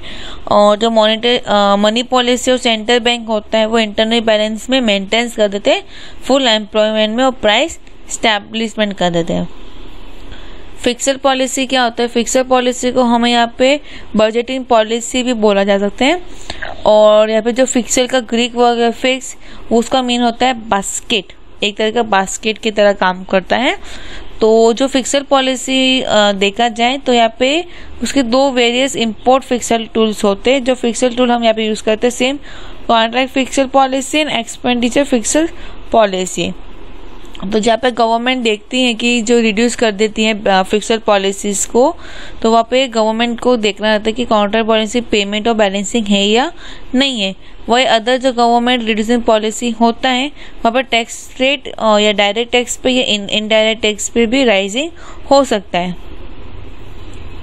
जैसे अभी हमने पहले एक फॉर्मूला देखा था ना, तो वो यहाँ पे उसका क्या बताया गया है, डायरेक्ट रिलेशन बिटवीन बताया है इनकम एंड द इम्पोर्ट का। द एक्सपेंडिचर स्विचिंग पॉलिसी, अभी ये स्विचिंग पॉलिसी के बारे में हम देखने वाले हैं। तो स्विचिंग पॉलिसी सबसे सेकेंड नंबर का इम्पोर्टेंट पॉइंट है, जो हमें यहाँ पे डेप्रिसिएशन या डिवैल्यूड को लोअर डाउन करता है एक्सटर्नल वैल्यू पे डोमेस्टिकल करेंसी में और in the term of the foreign currency में। तो यहाँ पे both depreciation and revaluation are the same, it decrease in the price level of the good in the domestical country which cheaper our goods for the foreign, because of which our export assumed it। तो same इसमें वापस commercial control and the financial control दिया है। Commercially control का मतलब हो जाता है यहाँ पे जब टैक्सेस लगाते हैं यहाँ पे इंपोर्ट गुड्स पे, तो जो इंपोर्ट्स की ड्यूटीज पे जो राइज हो जाता है यहाँ पे, तो एक्सपोर्ट ड्यूटी पे क्या हो जाएगा, रिड्यूसिंग हो जाएगा। तो import courts also reduce our imports taxes। The commercial control correct the disequity in the balance of payment, while fixed control क्या करता है, fixed control earn the surrounding 40% from the foreign exchange earning करता है, और they are free to sell the remaining 60% of the foreign exchange in the foreign exchange market at the free market rate। Introduction of policy mix, तो policy mix का मतलब ही हो गया दोनों policy का अगर मिक्स किया जाए, मतलब मॉनेटरी पॉलिसी और पे फिक्स पॉलिसी, इन दोनों पॉलिसी को पे मिक्स करके हम लोग यूज करते हैं।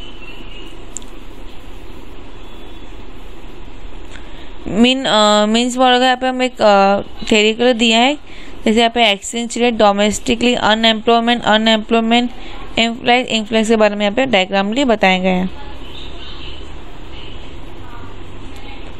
मॉडल्स का दिया गया है जो एक्सटर्नल बैलेंस को रिफर करता है बैलेंस ऑफ पेमेंट्स के लिए, और when the external balance is achieve it does not mean that the internal balance is equivalence.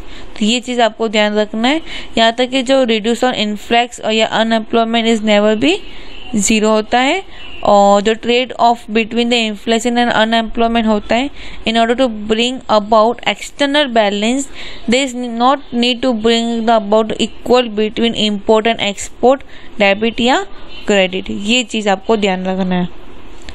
Combine of monetary policy, यहाँ पे सेम वापस कंबाइन ऑफ मॉनेटरी पॉलिसी यहाँ पे दिया गया है। ये याद रखना, जूम 1 क्या होता है, जूम 2 क्या होता है, जूम 3 क्या होता है, जूम 4 किस लिए होता है। जैसे जूम 1 में payment of surplus and inflation, payment 2 में आता है पेमेंट के लिए, पेमेंट 3 क्या आता है पेमेंट एंड अनएम्प्लॉयमेंट, और पेमेंट 4 आता है surplus of payment and the unemployment. पापा एक और यहाँ पे पॉइंट्स लिए यहाँ पे सेम उन्होंने एक्सप्लेन किया गया है अलग अलग डायग्राम्स के साथ,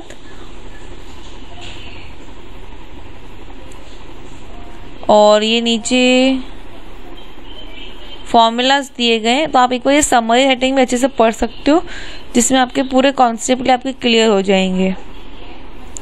फॉरेन एक्सचेंज मार्केट अभी हम देखने वाले, जो हमने अभी थोड़े दिन पहले कॉस्ट अकाउंटिंग में फॉरेन एक्सचेंजिंग के बारे में पढ़ा था, फॉरेन एक्सचेंजिंग करेंसी के बारे में। तो यहाँ पे हम अब फॉरेन एक्सचेंज मार्केट, तो फॉरेन एक्सचेंज मार्केट का मतलब ये क्या, जहाँ पे हम इंटरनेशनली ट्रेड किया जाता है दो कंट्री के बीच में, जहाँ पे इंपोर्ट या export of the good and service होता है। तो वहाँ पे हम रिसीव एंड पेमेंट भी करते हैं। तो ये जो receive exchange of goods and service होता है वो लॉन्ग टर्म कैरी तो होता ही नहीं, या बार्टर बेसिस पे तो हम कर ही नहीं सकते। तो यहाँ पे हम अलग अलग कंट्रीज वापस, यहाँ पे हर एक कंट्री का अलग अलग अमाउंट्स ऑफ रुपीज़ होता है, करेंसीज अलग होती हैं। जैसे अगर इंडिया में देखा जाए रुपीज़ होता है, इंग्लैंड में पाउंड होता है, यूएसए में डॉलर हो गया, फ्रांस में फ्रेंच हो गया। तो ये ऐसे से हम अलग अलग कंट्रीज़ के अलग अलग करेंसीज होती हैं। तो जो हम करेंसी हम एक्सेप्ट देखते हैं किसके बेसिस पे, तो हम डॉलर के बेसिस पे हम अपनी करेंसी को एक्सचेंज किया जाता है। तो ये जहाँ पे हमारा फॉरेन एक्सचेंज होता है उसको हम बोलते हैं फॉरेन एक्सचेंज मार्केट। अब यहाँ पे need of foreign exchange market क्यों होता है? तो जो फॉरेन एक्सचेंज मार्केट हमें इसलिए हेल्प करता है कि हमें जो सामान अगर कुछ बाहर की जो कंट्री होती है वहाँ से अगर हमें कुछ चाहिए रहेगा तो हम क्या करेंगे, एक्सपोर्ट करेंगे। जैसे यहाँ पे उदाहरण के लिए दिया है कि Japan export electronic goods to India. Japan क्या करता है, इंडिया में एक्सपोर्ट करता है उनके जो इलेक्ट्रॉनिक्स गुड्स होते हैं। तो यहाँ पे हम जो करेंसी ऑफ जापान होती है वो अलग होती है और इंडिया की जो करेंसी होती है वो अलग होती है। तो हम उनकी जो करेंसी में वो तो एक्सेप्ट नहीं करेंगे, तो वहाँ पे हम क्या करते हैं, उसको वहाँ पे हम जाके बाद में एक्सचेंज किया जाता है हमारे करेंसी में, डॉलर है उसके हिसाब से हम चेक करते हैं, उसके हिसाब से हम वहाँ पे फिर चेंज करते हैं। उसके बाद ही हम वहाँ पे मीन ऑफ ट्रांसपोर्ट वहाँ पे हम यूज़ करते हैं। और जो फॉरेन एक्सचेंज होता है वो फैसिलिटी देता है इंटरनेशनल ट्रांजैक्शंस करने के लिए। और यहाँ पे पेमेंट और रिसीव जो भी इंटरनेशनल ट्रांजैक्शन होता है उसमें हम फॉरेन एक्सचेंज या जैसे यूएसए डॉलर, पाउंड्स, एसएम और या गोल्ड को भी हम यहाँ पे यूज़ कर सकते हैं। और जो फॉरेन एक्सचेंज करता है hard land due to the growing imported of the foreigns. ये चीज़ आपको ध्यान रखना जरूरी है।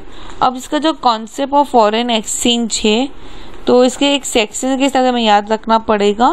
The foreign exchange regulate act 1973 section 2 और सब सेक्शन बी के हिसाब से the exchange mean the foreign currency which include, क्या क्या इंक्लूड कर सकता है, all the deposit, credit, balance payable in any foreign currency and any draft, traveling check, letter of credit, bill of exchange, express or draw in the Indian currency but payable in the foreign currency।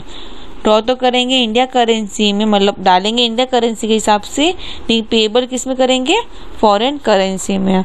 और कोई भी instrument payable यहाँ पे कर सकते हैं हम as per the section 1973 के हिसाब से। अब यहाँ पे हम आता है instrument of the international payment. अब हमने अगर हमारे इंडिया के तो देख लिया, अभी इंटरनेशनल भी इंस्ट्रूमेंट देखेंगे। तो सबसे पहले आता है फॉरेन बिल ऑफ एक्सचेंज। तो फॉरेन बिल ऑफ एक्सचेंज कुछ नहीं है, एक नेगोशिएटेड बिल क्रेडिटर इंस्ट्रूमेंट होता है जिसमें ड्रॉवर का वहाँ पे और ड्रॉवर का नाम, ड्रॉवर का एड्रेस और ड्रॉवर का सम ऑफ मनी वहाँ पे उसमें लिखा हुआ होता है। तो यहाँ पे ये मेन पॉइंट है। द ड्रॉवी कौन होता है, ड्रॉवी वो होता है is the importer who receive the return order by the drawer. जो ड्रॉवी जो लिखता है, लिख के जो देगा, वो ड्रॉवर जो लिखेगा वो ड्रॉवी को मिलता है। और ड्रॉवर वो होता है जो पैसा डालने वाला होता है।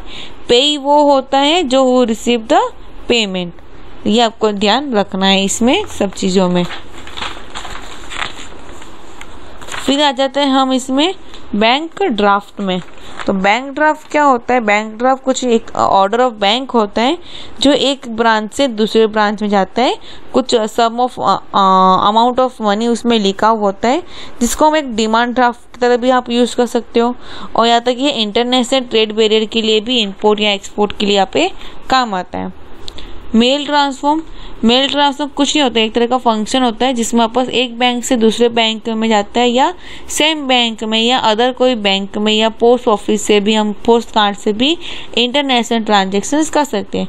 टेलीग्राफी ट्रांसफर, तो टेलीग्राफी ट्रांसफर ये होता है कि जहाँ पे से वापस एक बैंक से, ब्रांच से या करस्पॉन्डिंग बैंक से कुछ अमाउंट ऑफ मनी ऑर्डर किया जाता है, तो उसको हम बैंक में जाके डिपॉजिट करते हैं और बैंक को बोलते हैं ये अमाउंट आपको वो वाले पर्सन को ट्रांसफॉर्मली कर देना है as a quick mode of payment. Letter of credit, तो लेटर ऑफ क्रेडिट यहाँ पे एक ऑथराइजिंग के लिए होता है जिसमें फैसिलिटी ट्रैवलिंग वेरी इजी होता है। और when we travel would like to travel तो he can carry the lots of money along with him but dangerous. बहुत बार लेटर ऑफ क्रेडिट का बता देती हूँ कि हम एक साथ पैसा लेके जा नहीं सकते, तो यहाँ पे हम क्या करते हैं, एक कार्ड बना दिया जाता है जिसको हम इजीली वे यहाँ पे हम यूज़ किया जाता है। तो bank inform all the branch of bank in that directions, उस डायरेक्शन जिस रास्ते से वो पर्सन जाने वाले हैं उस डायरेक्शन से जितने भी बैंक्स आ जाते हैं उन सभी को वो इन्फॉर्म कर देता है।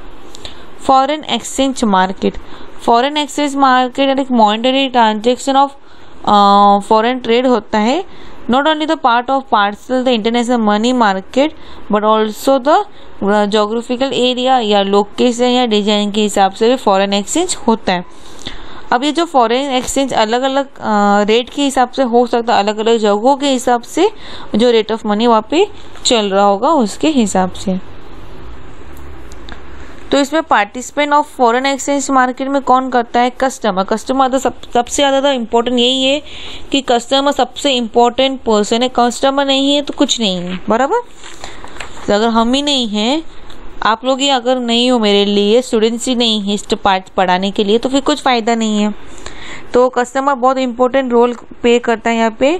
तो customer participant in the foreign exchange markets में पार्टिसिपेंट किया जाता है और ये पार्टिसिपेंट करने पे उसको मार्केट बैंक सर्विस मिलता है और वो इंपोर्ट कर सकता है पेमेंट में एक्सपोर्ट कंट्रीज से, और यहाँ पे जो लोकल करेंसी है into the export country currency में भी कर सकते हैं। फिर आता है हमारा कमर्शियल बैंक। कमर्शियल बैंक जो हमारे नॉर्मल बैंक्स होते हैं ना, ICICI बैंक या बैंक ऑफ बड़ौदा हो गया, RBI नहीं, SBI बैंक्स हो गए, ये सभी बैंक्स इसमें आते हैं। तो यहाँ पे जो कमर्शियली बैंक्स होते हैं वो क्या करते हैं, एक बैंक से करेंसी लेके और दूसरे बैंक के करेंसी में उन लोग अपने ट्रांजेक्शन करते हैं। यहाँ पे जो सबसे ज़्यादा main important role commercial bank का ही होता है, जो अपना काम अच्छे से स्मूथली आराम से कर लेते हैं, हमें कोई प्रॉब्लम नहीं उन लोग फेस नहीं करने देते।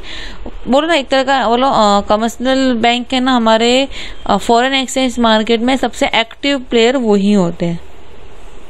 प्रॉफिटेबिलिटी, तो जो भी हम फॉरेन एक्सचेंज बिजनेस कर रहे तो प्रॉफिटेबिलिटी भी देखेंगे। तो कमर्शियल बैंक क्या करता है, फॉरेन एक्सचेंज बाय करता है फॉरेन एक्सचेंज के रेट में export currency at the low rate and sell the same thing in the import country at the higher rate. दूसरे से खरीदता है सस्ते में, फिर क्या करता है वो बेचता है हायर रेट में। तो ऐसे बेचने पे कमर्शियल बैंक को क्या मिलता है, प्रॉफिट यहाँ पे मिलता है।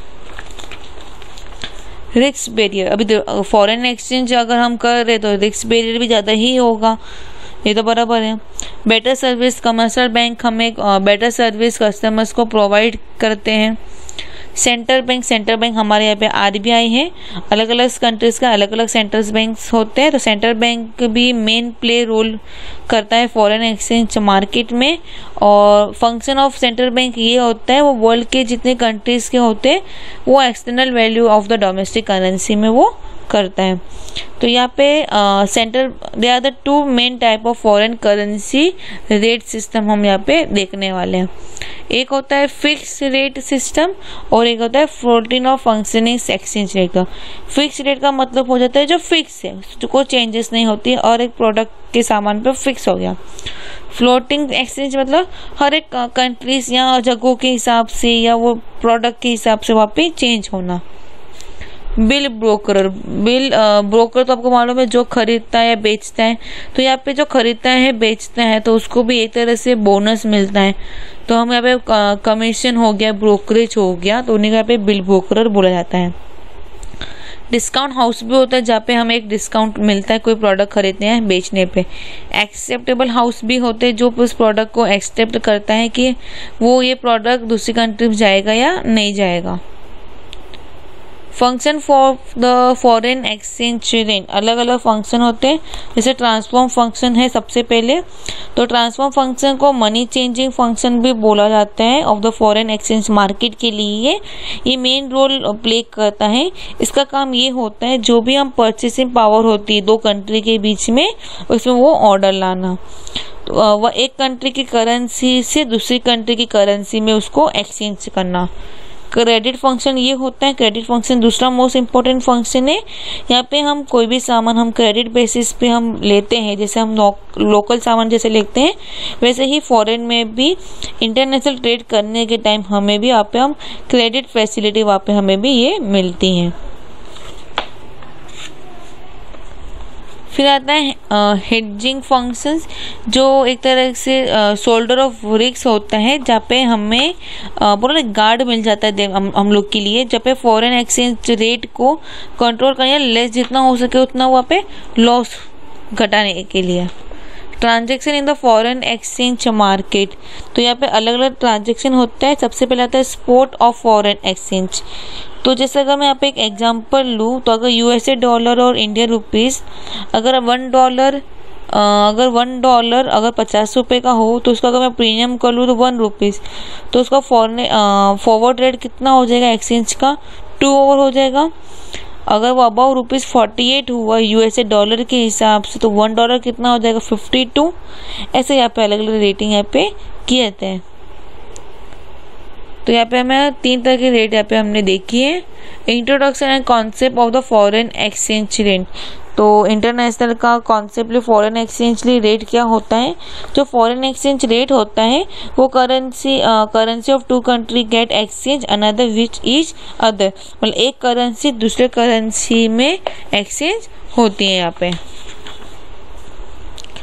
Determine of the foreign exchange rate होता है, जैसे अभी हमने पहले पढ़ा था FER foreign exchange rate.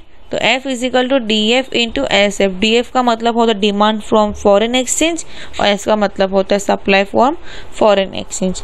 Demand from foreign exchange का मतलब होता है जहाँ पे हम इंपोर्ट ऑफ गुड्स किया जाता है, एक कंट्री से दूसरी कंट्री में इंपोर्ट करते हैं। इंपोर्ट ऑफ सर्विस होती है, अलग अलग कंट्री से हम कोई इंपोर्ट कर सकते हैं। यूटिलाइजेशन ऑफ पेमेंट होता है, दूसरी कोई कंट्री से हम जब डिमांड कर देते हैं डोनेशन ये सब के लिए। मिसलेनियस भी होता है जहाँ पे हम परचेस ऑफ असेट्स या फॉरेन करेंसी या डायरेक्ट फॉरेन इन्वेस्टमेंट यहाँ पे भी हम करते हैं। सप्लाई ऑफ फॉरेन एक्सचेंज किया जाता है। एक्सपोर्ट ऑफ गुड्स, हम गुड्स जैसे हमारी कंट्री से दूसरे कंट्री में जब हम बेचते हैं उसको बोलते हैं एक्सपोर्ट ऑफ गुड्स।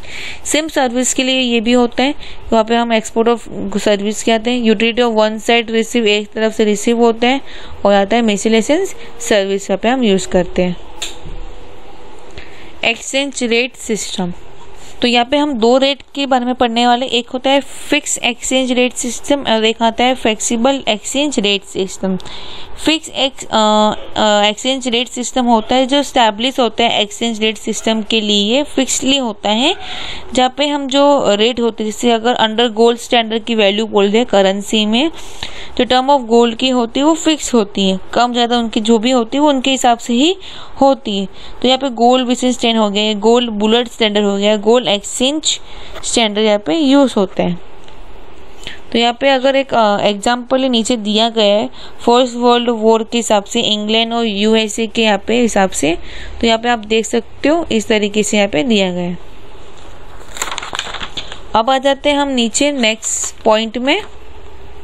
यहाँ पे एक मेन पॉइंट दिया गया है कि द इंटरनेशनल मॉनेटरी फंड वो स्टैब्लिश इन 1946 एंड उसको लीड किया गया था establishment of exchange rate system, और वो फोर्सफुली मेंबर वहाँ पे कंट्री में आने लगी धीरे धीरे 1946 से लेके 1971 के बीच में। तो इसमें जो स्टैब्लिशमेंट हुआ तो उसके मेन फंक्शन नीचे के क्यों हुए थे, to convert all the currency को हम फ्रीली कन्वर्ट कर सके, ये सब यहाँ पे होने लगा था। जिसे हम अगर यहाँ पे देखा जाए तो जो करेंसी ना टर्म ऑफ गोल्ड या USA डॉलर में उसको कन्वर्ट किया जाता है आराम से इजीली वे में। अगर आप सोचो ना, अगर इजीली वे अगर कन्वर्ट नहीं होता कोई करेंसी, तो आज हम जो इतना इजीली वे अगर कोई करेंसी कन्वर्ट हो रही तो वो नहीं हो पाती। फिक्सेबल एक्सचेंज रेट, तो फिक्सेबल एक्सचेंज रेट का मतलब यहाँ पे हो गया जो हमारी कंट्री या और शिफ्ट ओवर होता है इन कन्वर्टर पेपर करेंसी को स्टैंडर्ड बनाने के लिए, जहाँ पे हम एक मार्केट फील्ड डिमांड या सप्लाई ऑफ फॉरेन एक्सचेंज किया जाता है। जो फॉरेन एक्सचेंज सिस्टम या फॉरेन एक्सचेंज रेट होता है वो फल्टी या फिक्सेबल एक्सचेंज रेट बना दिया जाता है। जैसे यहाँ पे अगर 2 तरह के यहाँ पे दिया गया है पावर पार्टी थ्योरी के हिसाब से, absolute versions and relative versions के हिसाब से। तो एक यहाँ पे फॉर्मूला दिया गया है, ये फॉर्मूला आप देख सकते हो, फुल फॉर्म भी यहाँ पे दिया गया है। और एक आता है रिलेटिव वर्जन्स के हिसाब से, जहाँ पे हमें परचेसिंग पावर पार्टी के पॉइंट ऑफ व्यू से या purchasing power of respective currency के हिसाब से यहाँ पे हम देखते हैं। तो उसको यहाँ पे पूरे ऑल द फुल फॉर्म्स ये सब यहाँ पे दिया गया है, कैसे सब अलग अलग PAI क्या होता है, PB0 क्या होता है, वो यहाँ पे पूरा बताया गया है।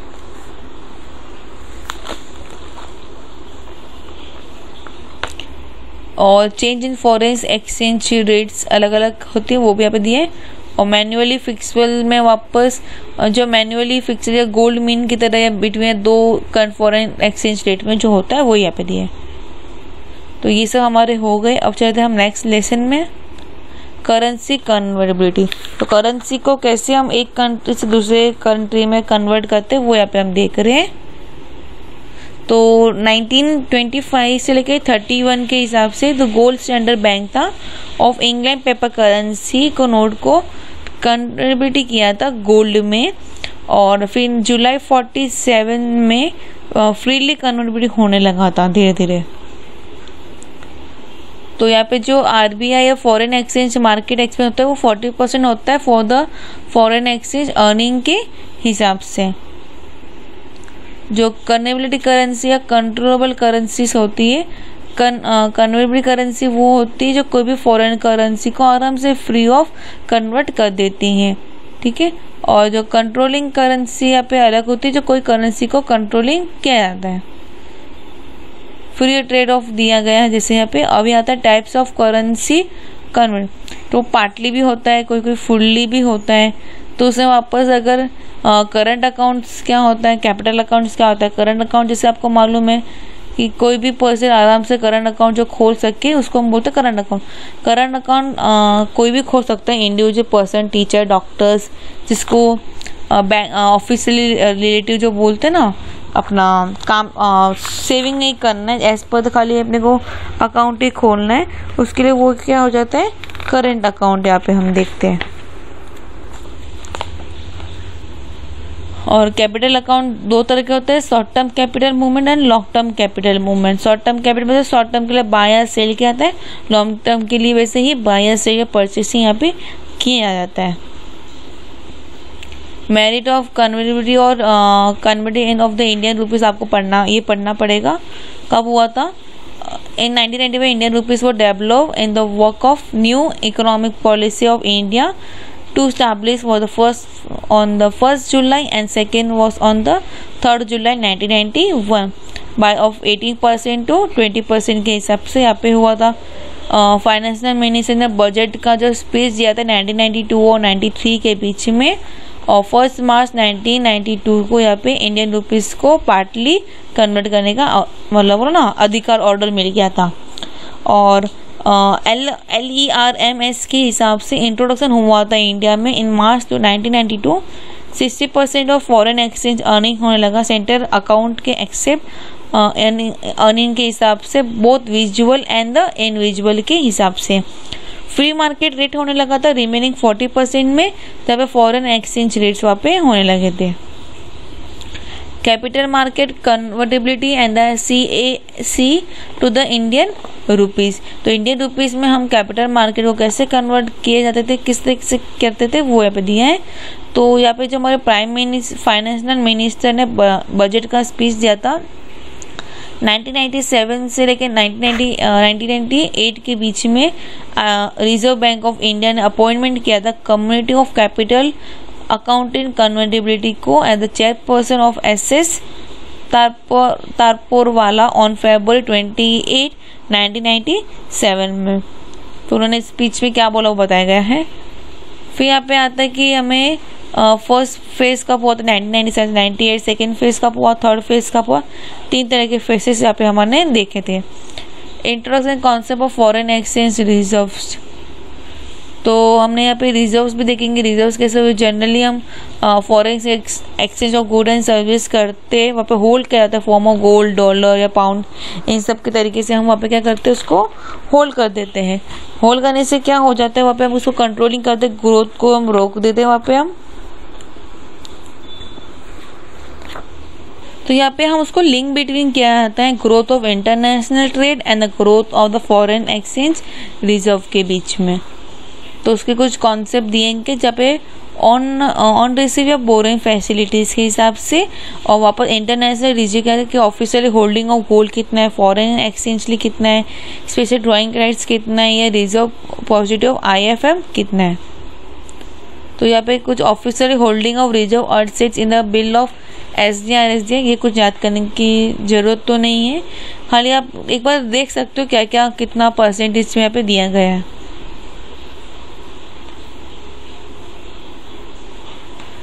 गोल्ड रिजर्व्स दिया कि जो मॉनिटरी फंड गोल्ड होता है जो primary medium of international reserves के लिए काम आता है, जहाँ पे हम इंटरनेशनल यूनिट ऑफ अमाउंट देखा जाता है। इट वॉज डिलाइन 1997 वॉज 16% और 1918 में 50% टोटल इंटरनेशनल रिजर्व था। की करेंसीज होती हैं। फिर आता है reserve portion of IMP 2% of national income, 5% of gold and dollar reserve होता है, 10% average annual reports and 10% of maximum variety of annually export. ये आपको याद रखना जरूरी है, ये कोई ज़रूरत नहीं है। स्पेशल ड्राइंग्स में यहाँ पे याद कर दो किसने कब इशू किया था, कौन सा मीटिंग यहाँ पे इशू हुआ था। ये बस 2 तरह का होता है, general drawing and special drawing account. 2 तरह के अकाउंट्स यहाँ पे हम यूज़ करते हैं। Objective of holding foreign exchange service का मेंटेनेंस और कॉन्फिडेंशियली हमें देखा कि मेंटेन बराबर करना रहता है। इन्वेटिव ऑफ सेंट्रल बैंक से हमें फैसिलिटीज़ जो रहती है वो उसके हिसाब से देखना रहता है। बाद में हमें फॉरेन एक्सचेंज मार्केट में हम कैसे चल रहे हैं वो सब यहाँ पे देखना रहता है। एक्सचेंज रिस्क, कभी भी हम फॉरेन करेंसी छोटी बहुत कोई चीज़ ले लो उसको अगर एक्सचेंज करना हो तो वहाँ पे हमें रिस्क होता है। लेकिन यहाँ पे तो हम फॉरेन एक्सचेंज की बात कर रहे हैं जहाँ पे 2 कंट्रीज होती है, 2 डीलर्स होते हैं या 2 पार्टीज होती हैं, जहाँ पे हम इंपोर्ट एक्सपोर्ट करने वाले कौन है क्या है हम आइडिया नहीं होते, तो यहाँ पे भी हमें रिस्क होने की चांसेस होती हैं। स्टेट ऑन करेंसी या एक्सचेंज अगर रिस्क ले रहे तो डिपेंड होता है कि हमारा स्टेट कितना वीकनेस कितना है ऑफ द करेंसी, वो हमें देखना होता है। एक्सचेंज रिस्क होता है जब भी हम कोई चीज़ को एक्सचेंज किया जाता है करेंसी तो वहाँ पे भी हमें रिस्क होता है। टाइप ऑफ रिस्क क्या होता है, क्रेडिट रिस्क होता है, किसी कस्टमर्स को हमने क्रेडिट बेसिस पे हमने दिया रहेगा तो वो भी रिस्क है। कंट्री रिस्क होता है, कंट्री में कोई कंट्री से दूसरे कंट्री। करेंसी रिस्क, मनी हम चेंज करते जब भी। मार्केट रिस्क, एक मार्केट से दूसरे मार्केट में हमें वहाँ पे जब रिस्क होता है। Global leakage of the foreign exchange से और बात करेंगे तो यहाँ पे मार्केट साइज क्या है, लिक्विडिटी क्या है वो यहाँ पे देखा जाता है। तो यहाँ पे देखते 24 आवर अ डे एक्सेप्ट और द वीकेंड फ्रॉम दिया गया है। मार्केट पार्टिसिपेट कौन कौन करता है ये तो हमने पहले ही पढ़ लिया कि bank, commercial, central banks, investments, retailers, non bank facility, money transactions, ये सब यहाँ पे पार्टिसिपेट करते हैं।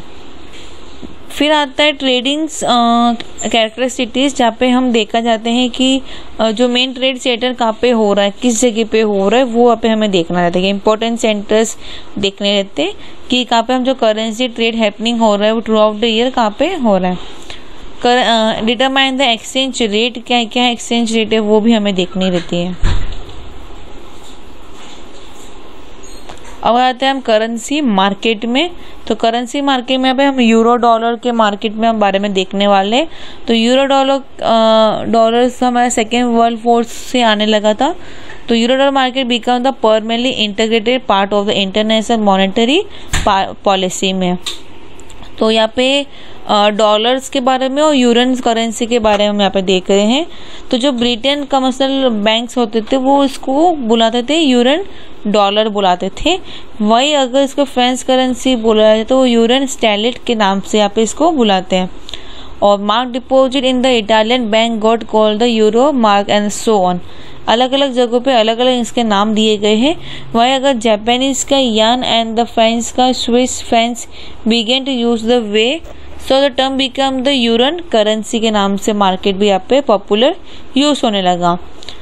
यूरो डॉलर मार्केट में एशियन डॉलर मार्केट भी आता है, राय डॉलर मार्केट भी आता है, यूरो नेट मार्केट आता है, यूरो स्टैले, euro Swiss franc, euro French franc आता है, यूरो डीडेकेस मार्केट, अलग अलग नाम से यहाँ पे होते हैं। एनुअल रिपोर्ट बनने लगा था 1966 में बैंक ऑफ इंटरनेशनल सेटलमेंट के हिसाब से, जहाँ पे हमें मालूम पड़ा कि वहाँ पे united state mostly take off deposit करने लगे थे, जहाँ पे आफ्टर री डिपॉजिट के बाद अदर बैंक या नॉन बैंक के बोरोइंग करने लगे एनीवेयर इन द वर्ल्ड। हम एक बार कहाँ पे भी पैसा डाल के दूसरी कोई कंट्री से कहाँ पे से भी हम पैसा एक बार निकाल सकते थे। साइलेंट फीचर्स का ये इंटरनेशनल मार्केट में इम्पोर्टेंट चैनल की तरह काम करने लगा था। अंडर नो नेशनल, किसी भी नेशनल के हाथ में इसका कंट्रोल नहीं था। शॉर्ट टर्म मनी मार्केट था, मतलब एक वन डे टू डे या ईयर टू ईयर मार्केट था ये। होलसेलर्स मार्केट यहाँ पे यूज होते हैं। हायर कंपेरेटिव या सेंसिटिव मार्केट ये होता था। इसका ग्रोथ या ऑर्गेनाइज कहाँ हुआ था, ये आया था 1920s में, जहाँ पे United nation dollar convert in the local currencies में, और 1950s में और 1967 में the growth of the euro dollar market में। इस तरीके से इसका पूरा ना जन्म हुआ रहेगा। Factor contribute growth of euro dollar government. तो जो हमारा balance of payment different to USA होता था, तो जहाँ पे हम जो पेमेंट किया जाता है, कैसे पेमेंट कर रहे हैं, किस तरीके से पेमेंट किया जाता है, डॉलर्स में हम पेमेंट करते हैं, वो दिए हैं। Balance recruitment in the USA. तो जो इशू ऑफ रिक्रूटमेंट क्यू है वो इंटरेस्ट पेबल ऑफ मेंबर होने लगा बैंक इन द यूएसए में, जहाँ पे लेस देन 30 डेज में होता था। इनोवेट ऑफ बैंकिंग्स ने भी यहाँ पे अमेरिकन बैंक इन यूरोप या wellness of bank in Europe's में, ये सब भी यहाँ पे आने लगे। सप्लाई एंड डिमांड्स बढ़ने लग गए। सप्लाई डिमांड अगर बनूंगा ऑयल्स के, ये सब बढ़ने लगे थे। Supply of the petro dollars का, तो पेट्रो डॉलर्स का जैसे जैसे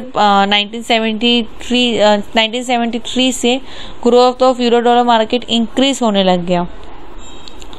स्विच क्राइस हुआ था 1957 में, जिसमें फाइनेंशियल ट्रेड को क्या बोलते हैं फैसिलिटीज मिलने लगी थी। बाकी कुछ इम्पोर्टेंट नहीं है, नहीं ये सब कुछ नहीं। जो इम्पोर्टेंट होगा वो बता देती हूँ तो आपको इजी होगा। यूरो क्रेडिटर इम्पोर्टेंट है। यूरो क्रेडिटर या यूरो करेंसी बोला जाता है, जहाँ पे दो तरह से होते हैं, revalued credit and the term credit. तो रीवैल्यूड क्रेडिट का मतलब होता है जो सिंपल क्रेडिट फैसिलिटी, और टर्म क्रेडिट का मतलब होता है जहाँ पे हम लोन दिया जाता है, जो 30 दिन का 60 दिन के लोन के हिसाब से होता था। इस तरीके से वहाँ पे होता था। यूरो बॉन्ड्स इंटरनेशनल बॉन्ड्स यहाँ पे होता है, जहाँ पे बोरोइंग मेन स्कोर होता है उसका बोरोइंग करना, तो वो यहाँ पे इसमें बताया गया है कि कौन कितने महीने साल के लिए यहाँ पे ले सकता था। ये सब स्टेट फिक्स रेट बोनस था, कन्वर्टेड बोनस था, करेंसी ऑप्शन बोनस था, और फ्लोटिंग रेट नोट्स था, जिसमें हम मेंटल रेंज 3 to 25 ईयर्स के लिए होता था। और जो फ्लोटिंग रेट नोट होता है उसको हम FRNS बोलते हैं, जो राइज हुआ था 1970 में। इसके बारे में आपको ये ध्यान रखना जरूरी है। यूरो करेंसी डिपॉजिट्स, तो यूरो करेंसी डिपॉजिट्स के लिए वहाँ पे एक टाइम डिपॉजिट एक्सेप्ट किया था, पीरियड 1, 3 या 6 या 12 मंथ्स के लिए करेंसी को, और उसका क्लोज लिंक दिया गया था functionally of the euro currency deposit market में। और उसका maximum size of deposit in the euro currency था $50,000। और क्या है करेंसी एरिया, कहाँ पे करेंसी एरिया का मतलब होता है कौन सी जगह पे क्या करेंसी रेट एरिया, जो एरिया टाइप बोलते हैं ना, इस ये एरिया पे ये चल रहा है ऐसा, वो यहाँ पे बताया गया है। करेंसी एरिया ना कॉमन करेंसी, हर एक पर्टिकुलर एरिया में या पर्टिकुलर जगहों पे कंट्रीज में कॉमन करेंसी वहाँ पे यूज होती है।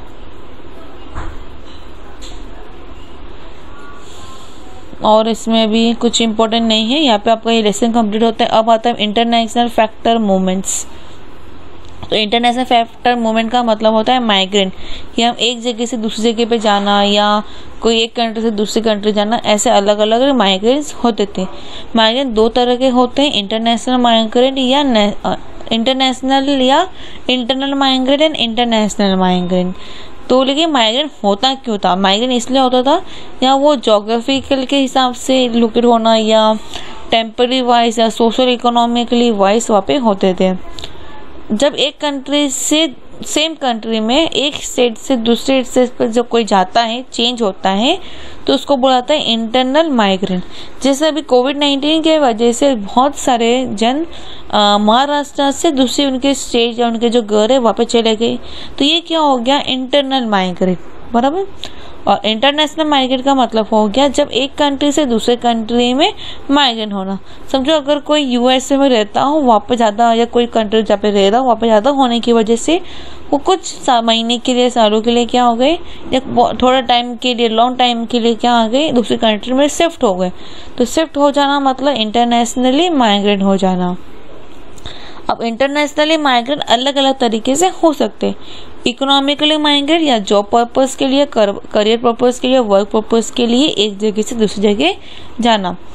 पॉलिटिकल माइग्रेंट मतलब वॉर्स हो जाना, गवर्नमेंट्स की वजह से हर में परेशान कर देना, इस वजह से भी होता है। सोशल माइग्रेंट, सोशली माइग्रेंट्स का मतलब होता है कि जहाँ पे हम देख लेते हैं कि यहाँ पे हमारे बेटर लाइफ नहीं हो रही है, यहाँ पे अगर हमारी सोसाइटी में अच्छे लोग नहीं है या फ्रेंड्स अच्छे नहीं है, चलो दूसरी कोई जगह पे शिफ्ट हो जाए। इकोनॉमिकली जिस जगह पे हम रह रहे हैं वहाँ पे ज़्यादा फ्लड आना या अर्थक्वेक होना, तो उसकी वजह से हम एक जगह से दूसरी जगह हम शिफ्ट हो जाते हैं। पुश एंड पुल, पुश का मतलब होता है कोई तुम्हें धक्का दे के निकाल देना, पुश कर देना। जैसे पुश हो गए तुम उस जगह से, इनडायरेक्टली वो पुश कर दिया। तुम्हें यहाँ पे अगर सर्विस नहीं मिल रही, जैसे गांव में अगर तुम्हें जॉब नहीं मिल रहा, तुम क्या कर दोगे, वहां से गाँव तुम पुश हो गए, निकल गए तो क्या हो जाएगा, तुम वहां से आके दूसरी जगह शिफ्ट हो जाओगे। या वो कोई जगह पे ज्यादा क्राइम्स हो रहे, तुम शिफ्ट हो जाओगे। पुल का मतलब होता है लेना, पुल का मतलब होना है आना। जैसे कोई जो निकल रहा है गांव से जॉब के लिए, वो क्या आएगा, मुंबई में आके जॉब कर रहा है, तो मुंबई ने क्या किया, पुल किया मतलब पुल फैक्टर्स वहाँ पे उन्होंने करने लग गए। मेन कॉजेस ऑफ माइग्रेशन के ज़्यादा कॉजेस क्या होता है, पुअर लिविंग कंडीशन की वजह से होता है। पुअर लिविंग कंडीशन में हमें देखना था कि वहाँ पे पानी की फैसिलिटीज़, फूड्स की फैसिलिटीज़, सेटल्स की फैसिलिटीज़ ही या नहीं। इसकी वजह से बहुत सारे पीपल्स एक कंट्री से दूसरे कंट्री या एक स्टेट से दूसरे स्टेट्स में शिफ्ट होती रहती हैं। सबसे ज़्यादा 1961 में income of the richest fifth of the world population over the 30 time higher than the poorest 15। Higher rate of population growth हो जाता है। अगर कोई जगह से एक जगह पे जब माइग्रेंट होता है तो वहाँ पे क्या हो रहा है, पॉपुलेशन ग्रोथ इंक्रीज हो जाता है, सडनली इंक्रीज हो जाना। अगर इसमें डिक्रीज और इंक्रीज दोनों बता देती हूँ मैं आपको कैसे हो गया। लास्ट टाइम जो 1920 में जो फर्स्ट कोविड हुआ था, जिसमें बहुत सारे पीपल्स एक जगह से दूसरी जगह चले गए, ये इंटरनली हो गया। प्लस हमारे यहाँ पे महाराष्ट्र की जो पॉपुलेशन रेट क्या हो गई थी, डिक्रीज हो गई थी। वहीं जहाँ पे हम लोग जो गए थे, खासकर बिहार, उत्तर प्रदेश, ये सब जगह पे जो एकदम बोलते ना एरिया में, मध्य प्रदेश, तो यहाँ पे क्या हो गया, हाई रेट ऑफ पॉपुलेशन बढ़ गया, वहाँ पे पॉपुलेशन सडनली बढ़ गया। इसकी वजह से माइग्रेंट होने की वजह से violence in absence of power space हो जाना, टूरिस्ट या टेलीविजन या इंटरनेट की वजह से भी शिफ्ट होना, बेटर लिविंग स्टैंडर्ड, कोई हमें अच्छी जगह पे जाने के लिए या हायर इनकम हो जाने के लिए हमें स्टैंडर्ड ऑफ लिविंग के जैसे हम जाते हैं। एजुकेशन, बच्चों को अच्छा एजुकेशन देने के लिए भी हम एक जगह से दूसरी जगह हम शिफ्ट हो जाते हैं। ट्रेड्स इन द माइग्रेंट्स, अब माइग्रेंट्स को अलग अलग जगह पे वो लाइक ट्रेड उसको करने लग गए थे। Factor of it in change in community, factors जैसे कोई जगह पे वर्कर्स होते हैं, जो माइग्रेंट वर्कर्स होते हैं, उनको भी वहाँ पे लेबर्स के यहाँ पे बोला डिमांड ऑफ लेबर्स होता है, तो वहाँ पे वो लोग चले जाते हैं। पॉपुलेशन डेवलपिंग कंट्री में इसकी वजह से बहुत फ़र्क पड़ता है। अब आता है effects of migrant. Effect of migrant, positive effect of migrants क्या क्या हो सकते हैं। वेजेस इफेक्ट्स, जब कोई अच्छे काम के लिए एक जगह से दूसरी जगह जब शिफ्ट होता है तो उस जगह उसको लेबरिंग मिलेगा, मूवमेंट ऑफ लेबर मिलेगा, मूवमेंट ऑफ लेबर मिलेगा तो कमाने लग जाएगा, कमाएगा तो क्या हो रहा है, वहाँ पे वेजेस इफेक्ट्स आ रहा है। स्किल्स एंड अनस्किल्स लेबर्स होते हैं, तो कंट्री में जब शॉर्टेज ऑफ स्किल्स या अनस्किल्स के लेबर दोनों ही होते हैं, तो labour can be productively develop who can control the economically labour development in the positive manner. Unemployment, बिना काम वाले जो लेबर्स होते हैं वो भी होते हैं, या रीडिंग से द इनकम बैक ऑफ होते नेशनल कंट्री के फैसिलिटीज ना मिलने की वजह से। ब्रेन ग्रेन होना, नेगेटिव इफेक्ट से, जहाँ पे large scale of E migrant हो जाना, लार्ज ग्रुप ऑफ पीपल का एक साथ कोई टेक्निकल स्किल्स या नॉलेज की वजह से। इलीगल इन माइग्रेंट हो जाना, ये बहुत ज़्यादा, ये सबसे ज़्यादा हमारे इंडिया में, यूएसए, कनाडा में बहुत है, क्योंकि यहाँ पे पॉलिटिक्स या इकोनॉमी या सोशल रिलीजियस फैक्टर के वजह से। Problem of the social integration, religions, caste, colours, ये सब वजह से भी एक कंट्री से दूसरी कंट्री में शिफ्ट हो जाना, बराबर। तुम ये हो, तुम्हारी कास्ट ये है, तुम्हारा कलर ऐसा है, तुम यहाँ पर नहीं रह सकते, काले लोग जो रहे वो नहीं रह सकते, सिर्फ गोरे रहेंगे, तुम यहाँ ऐसे कल्चर तुम्हारा ऐसा है, तुम ये हो वो हो, ऐसे वाले पीपल्स भी, उनको क्या होता है, वो एक जगह से दूसरी जगह पे माइग्रेट हो जाते हैं। इंटरनेशनल कैपिटल मूवमेंट, जब माइग्रेंट हो रहे हैं एक कंट्री से दूसरे कंट्री तो इंटरनेशनल कैपिटल मूवमेंट भी हो रहा है, जो हमारा बहुत इंपॉर्टेंट मेन रोल प्ले करता है इकोनॉमिक डेवलपमेंट में और डेवलपिंग कंट्री में, यहाँ तक कि अनडेवलपमेंट कंट्रीज में भी, जहाँ पे एक साइक्लिक की तरह ये काम करता है, जहाँ पे वेरियस प्रॉब्लम जो भी होती है वहाँ पे हम फॉरेन कैपिटल में यहाँ पे देखते हैं। Term of foreign capital short term हो सकता है कैपिटल इन्वेस्टमेंट पे या इंटरनेशनल कैपिटल मूवमेंट में, दो होता है शॉर्ट टर्म या लॉन्ग टर्म। शॉर्ट टर्म वो होता है जो शॉर्ट टर्म के लिए कैपिटल होता है यहाँ पे, जैसे बिल ऑफ एक्सचेंज, ओवरड्राफ्ट, ये सब। लॉन्ग टर्म के लिए बात की जाए तो ये एक या दो एक या उससे ज़्यादा टाइम के लिए हो सकता है, जैसे फॉरेन डायरेक्ट इन्वेस्टमेंट या पोर्टफोलियो इन्वेस्टमेंट। ठीक है, यहाँ पे ये हमारा हो गया determine of international capital movement. तो यहाँ पे हम रेट ऑफ इंटरेस्ट देखते हैं। रेट ऑफ इंटरेस्ट आपको मालूम है, नॉर्मल बेसिक चीज़ है। बैंक रेट मालूम हो गया आपको, फॉरेन कैपिटल पॉलिसी मालूम है, प्रॉफिट मोटिवेट, कोई भी कंपनी का प्रॉफिट मोटिव होता है कि अच्छा कमाना है, प्रॉफिट लिए लाना है।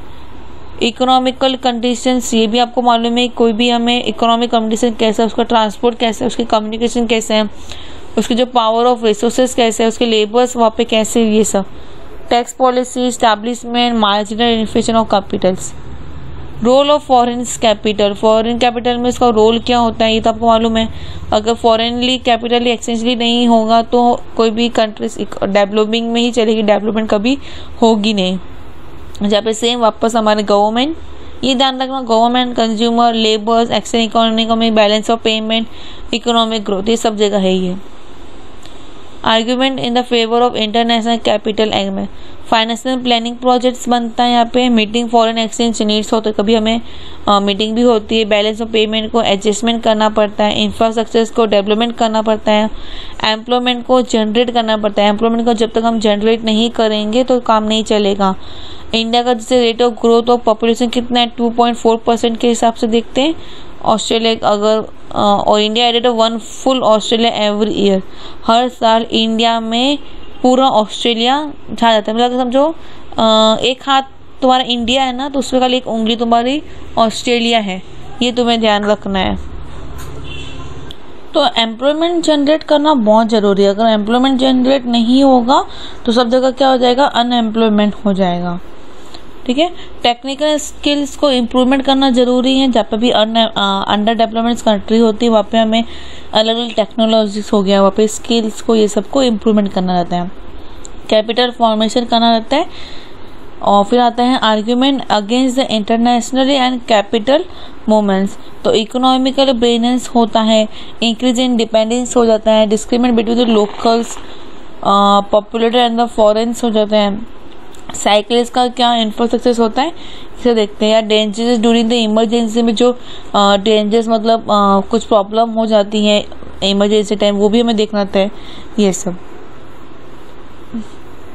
अगर अगर आपने मेरे चैनल को सब्सक्राइब नहीं किए तो फटाफट सब्सक्राइब कर दो, क्योंकि अभी साइड से हमारा ये लास्ट लेसन है।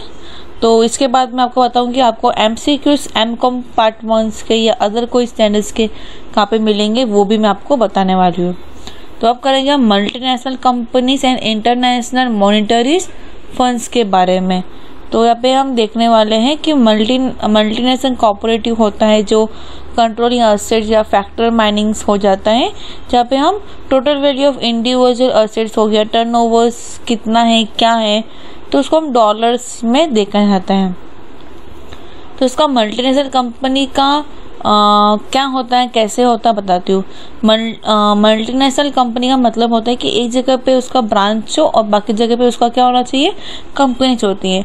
तो 19th सेंचुरी में फर्स्ट मल्टीनेशनल कंपनी स्टार्ट हुआ था 1860 में USA में, जहाँ पे अदरवाइज ओवरव्यूज किया गया था। तो मल्टी कंपनियां not only found in USA, अलग अलग जगह पे हो, जैसे China, England, France, Germany, Japan, यहाँ तक कि इंडिया भी। तो अगर इंडिया की हम कंपनी देखा जाए इंटरनेशनल कंपनी, तो हमारी हिंदुस्तान लेवर लिमिटेड, हीरो होंडा, रिलायंस, ये सब हमारे इंटरनेशनल कंपनीज में भी या ग्लोबली में भी हैं। ठीक है, तो इंटरनेशनल कंपनी क्या होती है, लार्ज साइज में होती है, बराबर, वो बड़ी साइज में होती हैं। ह्यूज कैपिटल, अगर बड़ी कंपनी है, बड़ी साइज में अगर है, मतलब एक कंट्री में नहीं बाकी सब जगह भी हैं, तो वहाँ पे क्या हो गई, उसका कैपिटल भी क्या होगा, ज़्यादा होगा। वर्ल्ड वाइज ऑपरेटिव, बराबर पूरा वर्ल्ड वाइज ऑपरेटिव करती है, मतलब एक जगह बैठ के बाकी जगह पे भी ऑपरेट करती है। जैसे कोको कोला का ब्रांच ओवर 17 कंट्रीज में है। इंटरनेशनल मैनेजमेंट करना पड़ता है हमें, पूरा वर्ल्ड में कैसे काम चल रहा है हमें इंटरनेशनल वाइज मैनेज करना पड़ता है। मोबिलिटी ऑफ रिसोर्स को कैपिटल एंड टेक्नोलॉजीज एंटरप्राइज सोच समझ के हमें यूज करना रहता है। इंटीग्रेशन एक्टिविटीज देखना रहता है, सेवरल फॉर्म्स होते हैं, जॉइंट वेंचर्स, सेंट्रलाइज कंट्रोलिंग करना पड़ता है कि हमें ब्रांचेस में है जो भी हमें कंट्रोल हमारे हाथ में ही होना चाहिए। एम्प्लॉयमेंट देखना रहता है, हमें लार्ज नंबर ऑफ एम्प्लॉयमेंट्स देना पड़ता है वहाँ पे। अब क्लासीफाई किया गया है 3 हिस्सों में, service of MNS, manufacture of MNC and the trading. हमें सर्विस का मतलब क्या हो गया कि हम वहाँ पे कैसे सर्विस दे रहे हैं, बैंकिंग, इंश्योरेंस, फाइनेंस, ट्रांसपोर्ट, ये सब हमारे क्या हो गए सर्विस। मैन्युफैक्चर्स क्या हो गए, कॉस्मेटिक्स हो गए, चॉकलेट्स हो गए, कोलगेट्स हो गया, सोप्स हो गए, ये सब तरह के हो गया। ट्रेड में क्या आ गया, ट्रेडिंग्स में ट्रेडिंग मतलब खाने वाली चीज़ें, जैसे टाटास का हो गया, टाटा कंपनी हो गई है, लिप्टोस हो गई हैं, हिंदुस्तान हो गई, ये सब आती हैं। अब इसके मेरिट्स क्या है, इकोनॉमिकल डेवलपमेंट मतलब पूरे इकोनॉमी को ये डेवलप करती हैं। टेक्निकल लॉजिकल गैप जो होता है दो कंट्रीज के बीच में जो गैपिंग होता है वो कम करती हैं। इंडस्ट्री का धीरे धीरे ग्रोथ होने लगा। मार्केट में अपॉर्चुनिटीज मतलब लोगों को वर्किंग अपॉर्चुनिटीज मिलने लगी। वर्क कल्चर्स यहाँ पे हम प्रॉफिट मैक्सिमाइजली देखने लग गए। एक्सपोर्ट प्रमोट करने लगे, मतलब एक कंट्री से दूसरे कंट्री में इसको एक्सपोर्ट करना, टैक्स रिव्यून्यू करना, ये सब होने लगे। इम्प्रूवमेंट एंड इंफ्रास्ट्रक्चर होने लगा, अलग अलग उसमें प्रोडक्ट कैसे डिस्ट्रीब्यूट करना, फैसिलिटीज करना, यहाँ तक कि हमने इसमें रोडवे, रेलवे, कम्युनिकेशन भी देखने लगे। स्टैंडर्ड ऑफ लिविंग धीरे धीरे बढ़ने लग गया, जॉब क्रिएटर्स बढ़ने लग गया। अब इसके डीमेरिट्स भी हैं कि ये पे सिर्फ प्रॉफिट को मैक्सिमाइज देखा जाता है और किसी को देखते नहीं है। बंडल ऑफ वेल्थ को ही देखा जाता है, जहाँ पे हम रॉयल्टी फीस या डिविडेंड दिखाते हैं। यूजलेस और ट्रांसफॉर्म टेक्नोलॉजीज, जो चीज़ की हमें ज़रूरत नहीं वो भी यहाँ पे यूज़ करते हैं। एम्प्लॉयमेंट्स पे भी इफेक्ट्स पड़ता है कि डोमेस्टिक और मार्केट ये सब को भी। Misuse of weak governments, जहाँ पे साइज या पावर ऑफ मल्टीनेशनल होता है तो वहाँ पे हमें क्या बोलते हैं चॉइस ऑफ पार्टी गवर्नमेंट्स भी होता है। Elections of hook and cook भी हम देखा जाता है। अंडर ऐसे ऑफ लोकल कल्चर या ट्रेडिशन में इफेक्ट्स पड़ता है। रिपेयर ऑफ प्रॉफिट में पड़ता है। डिस्ट्रीब्यूट ऑफ लोकल इंडस्ट्री, जो लोकल वहाँ की जो इंडस्ट्री होती है मल्टीनेशनल कंपनी की वजह से उनके ऊपर भी इफेक्ट पड़ता है। जैसे अगर मैं बोलूँ बिग बाजार, एक बड़ा सा नाम ले लेते हैं जहाँ पर छोटी चीज़ के काम करते हैं। बिग बाजार में आपको सब कुछ सामान मिल जाएगा। भाई उससे पहले जो लोकल जो हमारे सामान थे, किराने वाली दुकान ये सब जो थे, तो वहाँ पे जब बिग बाजार खुल गया तो उसकी वजह से क्या हो गया, जो किराने की दुकान थी उसके ऊपर क्या आने लगे, इफेक्ट्स आने लग गए। क्यों? क्योंकि हमें सब जो भी पीपल थी वहाँ पे सब जाती थी, वहाँ पे उनको डिस्काउंट मिलता था। इसकी वजह से POB में BPO पे भी प्रॉब्लम्स आने लगी। मोनोपोलिस मार्केट लिए बन गया था, एक ही होस्टिंग कंट्री होती थी इस तरीके से। इंटरनेशनल मॉनेटरी फंड होता था जो 19th सेंचुरी में फर्स्ट वर्ल्ड वॉर के टाइम चालू हो गया था। जैसे 1919 में एग्जाम्पल लिया जाए तो dollar was equal to 120 ounce of golden और पाउंड्स को हम दिखाते हैं 520 ऑफ दैट, इस तरीके से। तो यहाँ पे रीजंस थे उसके, there was a natural wise of return of monetary and people wish to go back and pre war the condition and post war infrastructures. तो यहाँ पे fund must be agree by if it is satisfied that changes in necessaries होने लग गया। 10% but not accept 20%, ये 10% of internal pan, 20% of fund was accrued, ये सब। Concept of meaning of the IMP मतलब इंटरनेशनल मॉनेटरी पॉलिसी के कुछ concept होते थे जिसमें मेंबरशिप बनना या उसके fulfil of obligate of membership होना, ये सब। उसके ऑब्जेक्टिव्स यहाँ पे दिए गए हैं तो ये एक बार आप पढ़ सकते हो। फंक्शन ऑफ IMP, फिर credit facility of international monetary funds, credit facility मिलने लगी, basic credit facility like balance of payments, member nationally होना, परचेसली हो जाना, ये सब। बुफर स्टॉक फैसिलिटी, ये सब हमने इसके पहले ही पढ़ चुके हैं, वहाँ पर रिपीटेड वर्डिंग्स आ रहे। ट्रस्टी फंड होना, ये सब। इंटरनेशनली लिक्विडेट हो जाना, कंडीशनली लिक्विडेट, अनकंडीशनली लिक्विडेट हो जाना। तो कंडीशनली लिक्विडेट हो जाना मतलब जो फंड फाइनेंशियली या एग्री कंडीशन हो जाता है वो इंटरनेशनल कैपिटल मार्केट में ऐसे हो जाता है, जहाँ पे react of time with the private leading institute और विलीनेस टू एंगेज इंटरनेशनली लीड। और अनकंडीशनल वहाँ पे हो जाता है, जिसका मतलब होता है तुम जो मेंबर कंट्री होती है होल्डिंग SDR वो रेवेन्यू प्रोजेक्ट पोजीशन कर सकती है फंड में। Achievement of international monetary policy to promote or establish an exchange rate, constant guidance in international monetary matter and expense of the world trade or multiple exchange system, process of establishment of multi-layer system of payment, more liable to credit policies, maximum employment and the path of economical development, maintain the health balance of payment and monetary policy, provision the technical assets, success in establish the SDR success. ये main word है, इसके साथ कुछ आगे पीछे कोई main word नहीं है। Changing role in the international monetary funds. तो governor return on the December 15, 2010 में जो बोर्ड ऑफ गवर्नर थे अंडर 14 जनरल रेवेन्यू ऑफ किया था उन्होंने वहाँ पे, तो 6% ऑफ पॉइंट शिफ्ट किया गया था इमरजेंसी मार्केट में एंड द डेवलपमेंट कंट्री में। और credit line the short term performance हुआ था फिक्सल क्रेडिट लाइन जो इंट्रोडक्शन हुआ था उसका अप्रैल 2009 में, लेकिन उसको जो फर्दर हमें यूज़ करने लगे थे अगस्त 2010 में। तो इसमें बहुत सारी कंट्री ने short term fundamentally provision last at the up to the access करने लगे, जिससे का कंट्री का नाम लिया जाए तो मैक्सिको, पोलैंड, कोलंबिया अलग अलग कंट्रीज यहाँ पे आती हैं। सोशल सेफ्टी नेट प्रोग्राम्स होने लगे थे, reform of landing framework of IMP, politics for the low incomes countries, ability of resources होने लगे, मतलब रिसोर्सेज वहाँ पे आने लगे, ज़्यादा से ज़्यादा हम जो रिसोर्सेज हमें चाहिए वो हम यहाँ पे यूज़ करने लगे।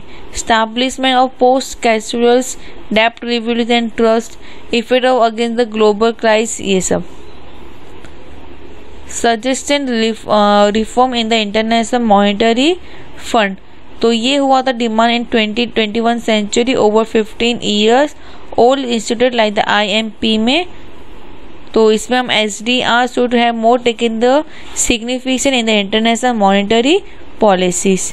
तो यहाँ पे जो हैवीली कंट्रीज जो होती थी, जो रूढ़ी करेंटी होती थी इकोनॉमिक्स या वर्स में BOP फ्यूचर्स की रहती, जहाँ पे आफ्टर डैमेज या ऑफर करेंसी क्राइस में focus on the heavy attack generate by the economical crisis में होता था। तो यहाँ पे हमारा ये लेसन कंप्लीट हो जाता है, यहाँ पे हमारा लेसन कंप्लीट हो जाता है। आप एक बार समरी यहाँ पे अच्छे से पढ़ सकते हो। और आपसे एक बार रिक्वेस्ट है कि आप जब भी लेक्चर मेरा सुन लेते हो उसके बाद एक काम क्या करो, कुछ टाइम नहीं लगेगा, सिर्फ 2 घंटा या 1 घंटा लगता है पूरी टेक्स्ट बुक को अच्छे से रीड करने के लिए, या आप एक दिन ले लो पूरा अच्छे से, मॉड्यूल वाइज डिवाइड कर दो, नहीं तो आप चैप्टर वाइज भी आप डिवाइड कर सकते हो, तो वो भी आपके लिए अच्छा होगा। तो उसमें आप कह सकते हो एक बार जो रीड कर रहे हो ना, रीड नॉर्मली रीड करना, मैं याद करने के लिए नहीं बोल रही हूँ, आपको रट्टा मारने के लिए नहीं बोल रही हूँ, मैं आपको एक बता रही हूँ तरीका कैसे करने का, क्योंकि ये सेम तरीका मैंने मेरे एग्जाम्स में भी किए थे और मुझे बहुत अच्छे परसेंटेज में A ग्रेड से उसमें पास हुई हूँ, अच्छे परसेंटेज से। इसलिए आपको मैं मेरे तरीके मैंने किस तरह से पढ़ाई की थी वो मैं आपको बता रही हूँ। और हमारा पेपर भी MCQ के थ्रू ही हुआ था, लास्ट ईयर के टाइम हुआ था हमारा। तो इसमें आप क्या कर सकते हो, एक बार अच्छे से 2 बार या 3 बार रीड कर लो, एक ही बुक को 2 से 3 बार रीड कर लो। आज किया, रुक जाओ 2-3 दिन वापस रीड कर लो, या कंटिन्यू 2-3 बार रीड कर लो बुक को, या एक बार भी आप रीड कर लोगे ना चलेगा। फिर उसके बाद आपको MCQs जो मैं प्रोवाइड करूँगी हमारे वेबसाइट में, टेलीग्राम चैनल्स में आपको MCQs प्रोवाइड मिल जाएंगे, जिसकी लिंक मैं आपको नीचे डिस्क्रिप्शन बॉक्स में दे दूँगी। तो आप क्या करोगे, वो जो क्वेश्चंस रीड करोगे, आंसर्स कोई किसी के आपको आंसर्स, कोई MCQ के आंसर्स वहाँ पे होंगे, किसी के नहीं होंगे, लेकिन क्या होगा अगर आपने जब रीड कर दिया है पूरा टेक्स्ट बुक तो आपको ईजी हो जाएगा MCQs वहाँ पे आंसर्स देने के लिए।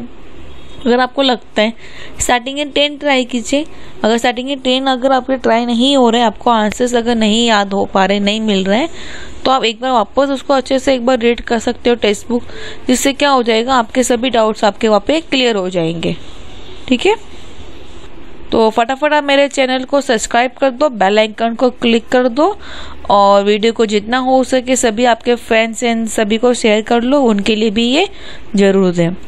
तो जैसे मैं आपको बता रही थी अभी कि आपको MCQs कहाँ पे मिलेंगे, और हमारे वेबसाइट पे मिल जाएंगे आपको ये सभी MCQs, जिसका लिंक मैंने डिस्क्रिप्शन बॉक्स में दे दिया है। और एक YouTube चैनल पे जहाँ पे आपको वो MCQs कैसे डाउनलोड करना है, उसको भी किस तरीके से आप डाउनलोड कर सकते हो, एनरोल किस तरीके से कर सकते हो, उसका भी लिंक मैं नीचे दे दूंगी। नहीं तो आप मेरे आई बटन में जाके क्लिक कर दीजिए, वहाँ पे आपको वो चैनल का लिंक आपको मिल जाएगा।